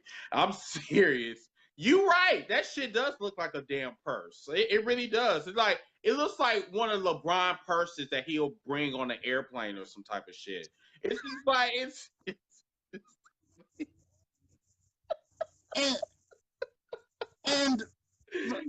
and speaking of the Universal title, Finn Balor has not gotten a well-deserved rematch. That is true. And then you know what, Chris? To be honest with you, I don't think he's going to get a title match. I don't think so. I don't think he is either. But now, I will admit, I haven't watched the WWE product ever since the Authority period, which was a long time ago. But I have been keeping up with it. And Randy Orton, let's just talk about Randy for a second. Randy's always been a better heel than he has been a babyface. Indeed. And him and what he did to Jeff Hardy, vicious. But I don't understand why they would give Shinsuke the United States title unless Jeff was probably working with an injury. He is currently. Yeah, he's currently working with. I think he injured his back, I believe. So they gave him. I think that's why. That's why it was a squash match at Extreme Rules. So everybody was trying to figure out like why did it end so early. That was why. Yeah. Mm-hmm. And to try to get the belt off of him. And as far as like the Bludgeon Brothers, which I actually like how Rowan and Harper are being booked as these two unstoppable monsters that they should have been booked as the entire time. Mm-hmm. And I think it's a darn shame that they ended up having to wait this long to get a run with the belts. I mean, I guess you could count when Randy was a member of the Wyatt family for a little bit, but I'm not going to count that. That was irrelevant. And now, as far as like Hogan being reinstated into the Hall of Fame, I have mixed feelings about that because I understand what he said was totally against moral ethics and everything like that, but at the same time it was a big draw for Vince. But I don't know. Now I did hear that, or I read that Titus O'Neil did not accept his apology, and I guess him and Mark Henry hugged. And now, as far as the Bayley and Sasha storyline, I'm not even going to touch that. Why?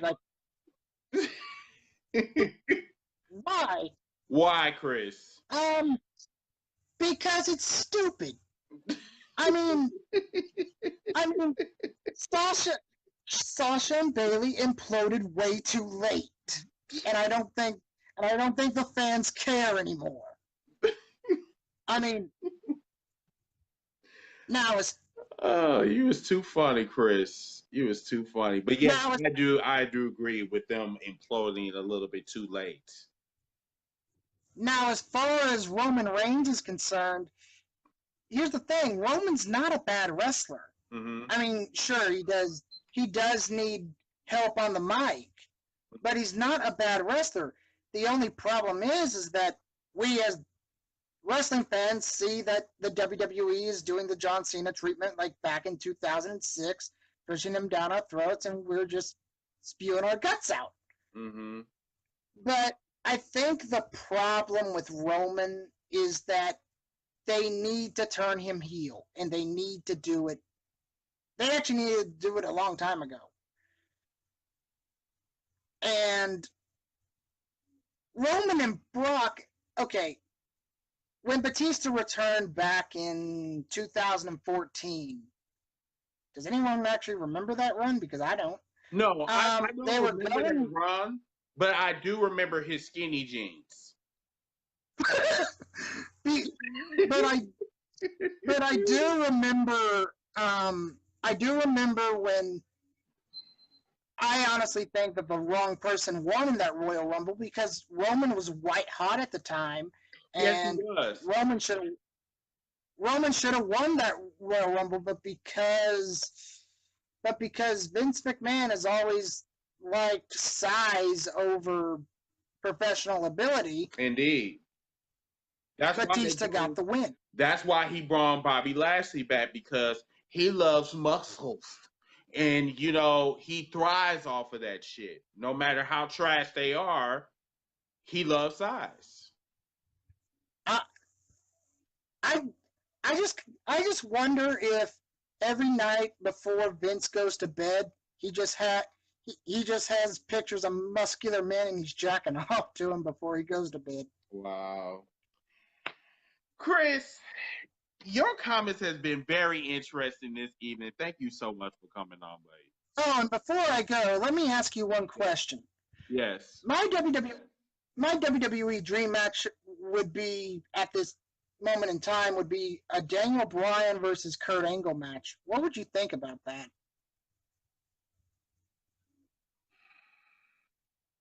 The current Daniel Bryan and Kurt Angle and Daniel Bryan currently? Yes. Hell no. Okay, in their prime. Oh, hell yeah. That wouldn't even be a question. But right now, Kurt Angle can barely walk to the ring. Yeah. And you know I'm telling the truth. Yeah. So, but in their prime, yes, I totally agree with you. Yes, I would love for them. That is a total dream match. But right now, no, that's a nightmare. That's a nightmare. No. Kurt Angle wouldn't even last like 2 minutes with Daniel Bryan. So yeah. But yeah. I gotta move on to the next call, man. But thank you so much for coming on. You're welcome. Thanks, man. All right, let's go on to the next. I'm gonna take one more call. Actually, you know what? We can do another call. Let's see. Let's do 2 more. All right, let's bring Mr. Doc on real quick. And you know what? You guys are not shit. Y'all are not shit. I mean, yes, and Vince does like Cox. He really do. He does love Cox. I mean, why in the fuck do you think that he brought Bobby Lashley back to the WWE? He loves muscles. He loves black dick. He loves that so much. He won't push him. He'll think. He'll give you that illusion that he's pushing them, but he's really not. He's just sucking their dick behind closed doors. You know what I'm saying? So, but I digress.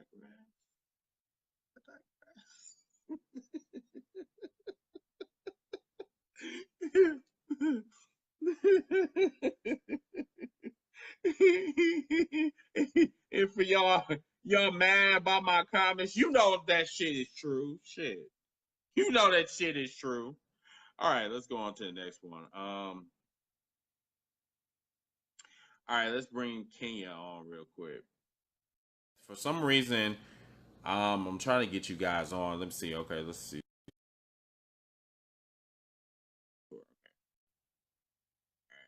All right. Doc, just send your request again. I'll get you on the next repass.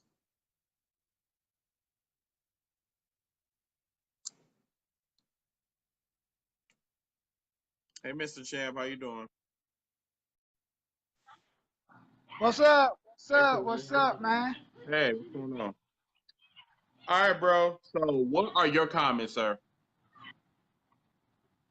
Well, I got plenty of things to say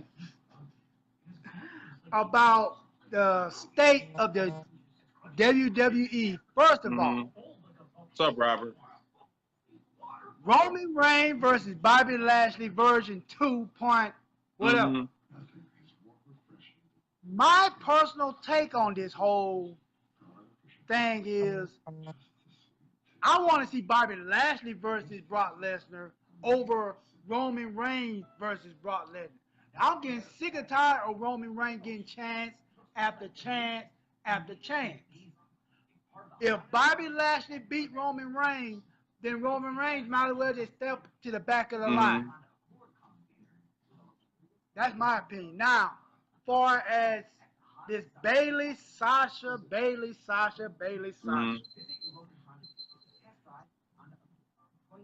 What the hell are they thinking with these two? Seriously, are they what? Are they gonna fight or are they gonna do the Team Hell No? That's what I'm trying to figure out. Well, see, at least Team Hell No Team Hell No was entertaining. It wasn't gay. It wasn't like, it was full of hugs and all the other shit, but I mean, yeah, I don't know. I mean, I'm just trying to figure out this whole Sasha. It's confusing to me too. It's confusing. First they were fighting each other. Now what? What are they doing? Now they're in therapy. And speaking of women. Now they're in therapy. And speaking of women. Yeah, now they in third, but now they I ain't no challenge.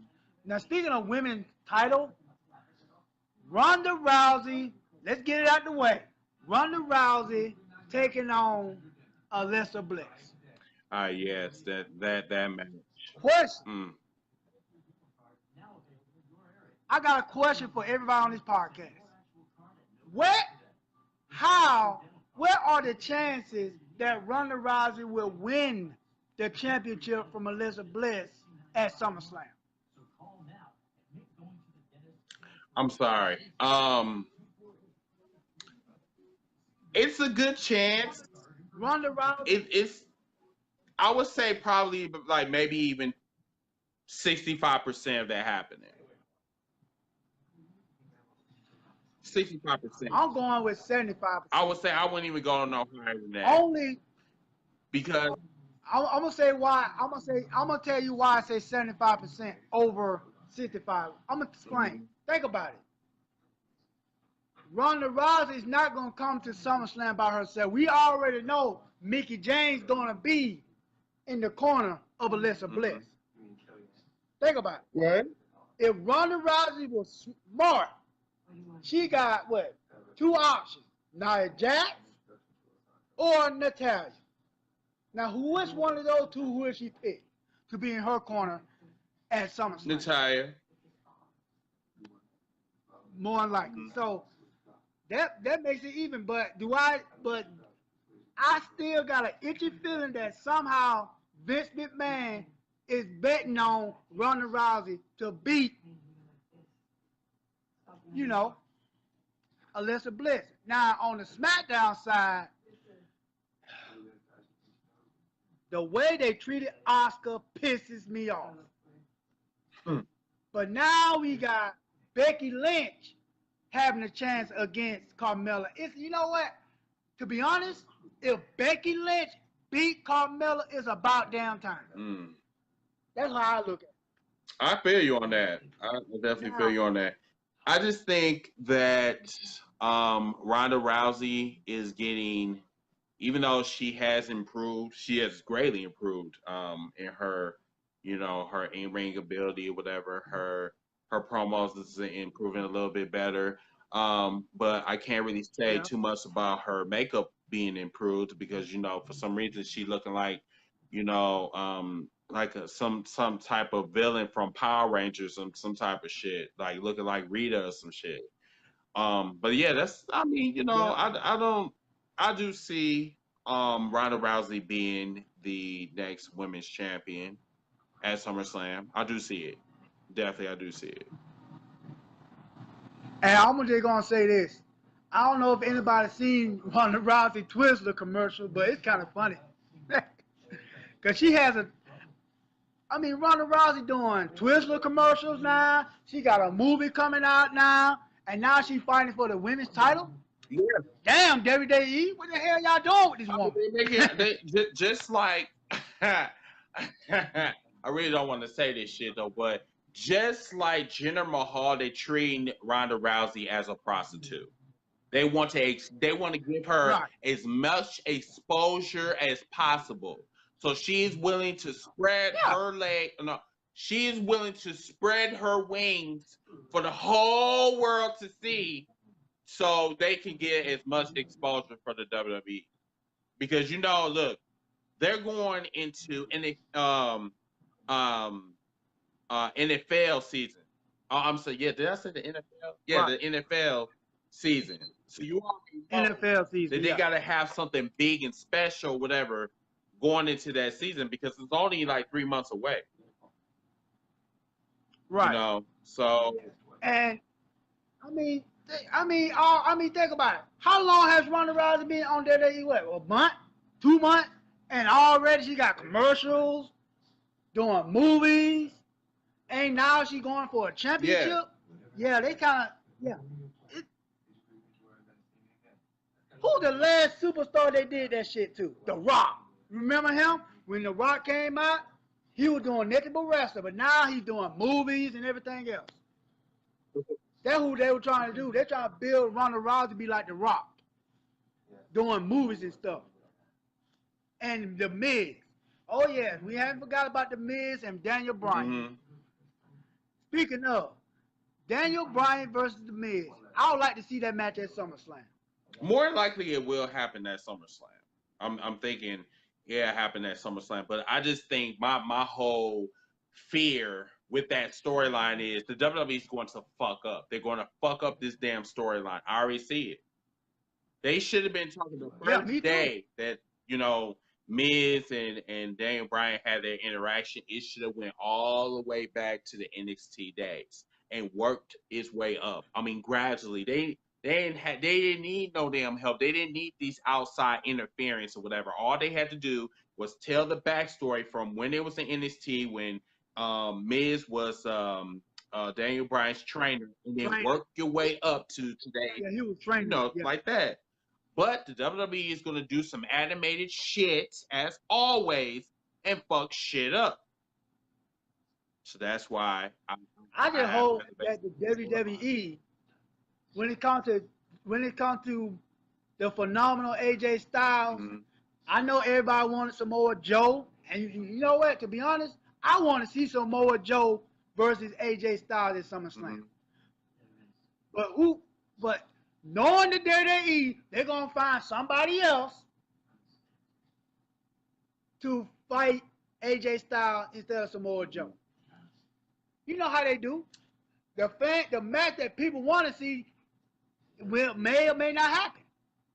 Because you know how Vince McMahon gonna say, oh, well, I don't know about Joe. Joe seems like the type of guy who will fight AJ Styles, but they got history in TNA. And I don't want that another TNA type of match. You know how Vince McMahon talks.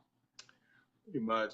But Tori, I got to go on to the next caller, unfortunately. Got to go on to the next caller, but thank you so much for coming on. Appreciate it, bro. I just want to give you my opinion. That's cool. Thanks for coming on. All right, let's go on to the next caller. All right. Let's go to Doc out real quick. Let's see, bring him on.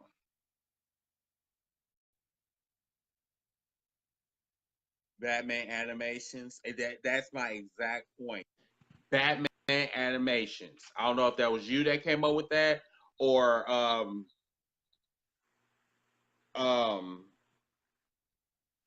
Aaron said that shit, but that shit was hilarious.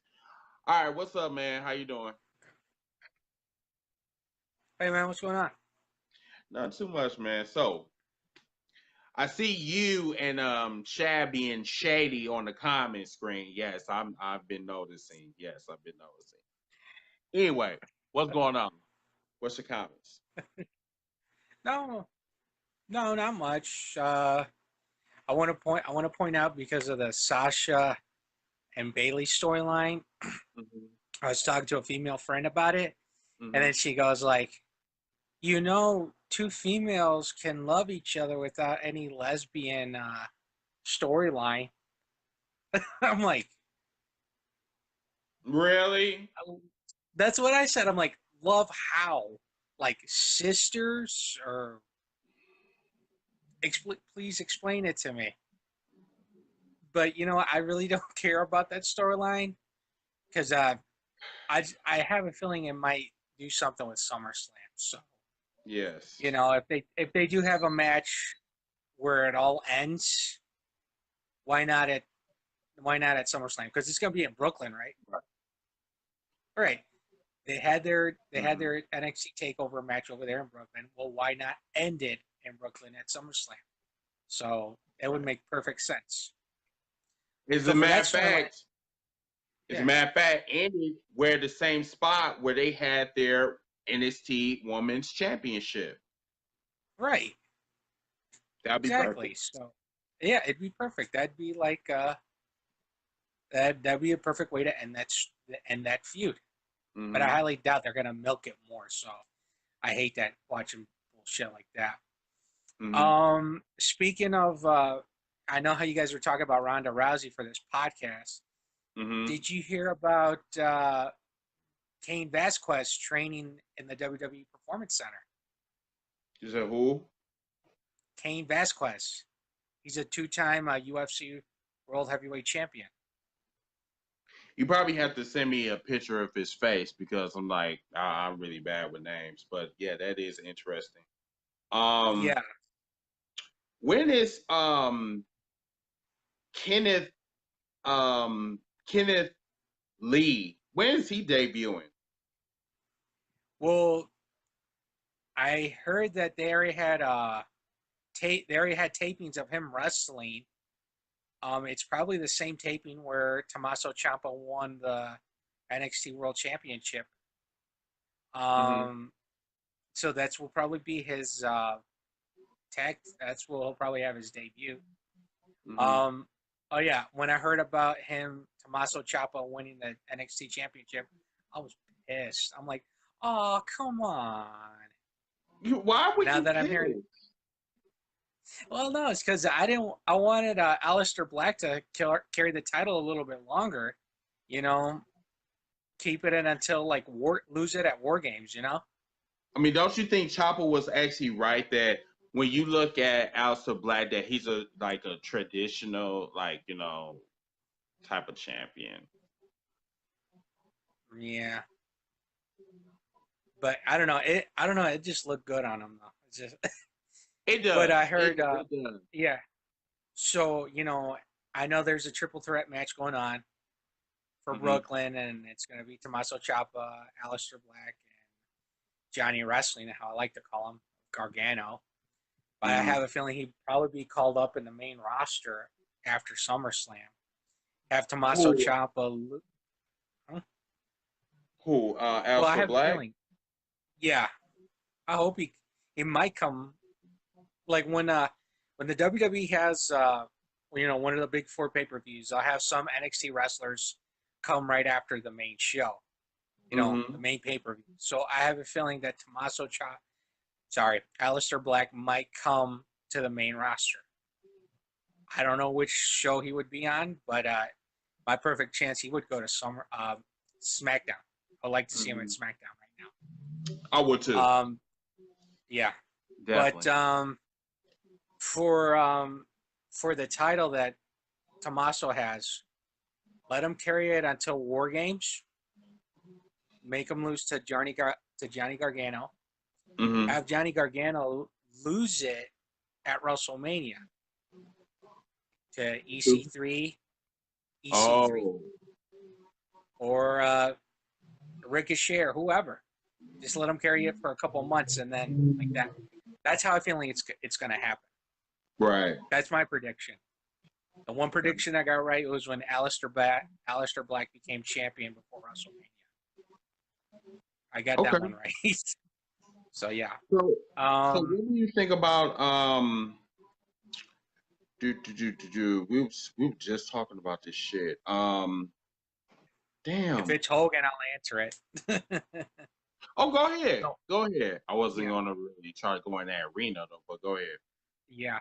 Because I know you wanted my opinion on that Sunday, but of course my phone was acting up. Right. Right. So I'll let you know one thing.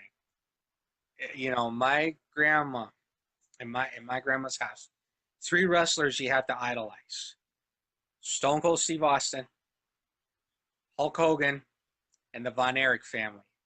That's from Dallas, Texas.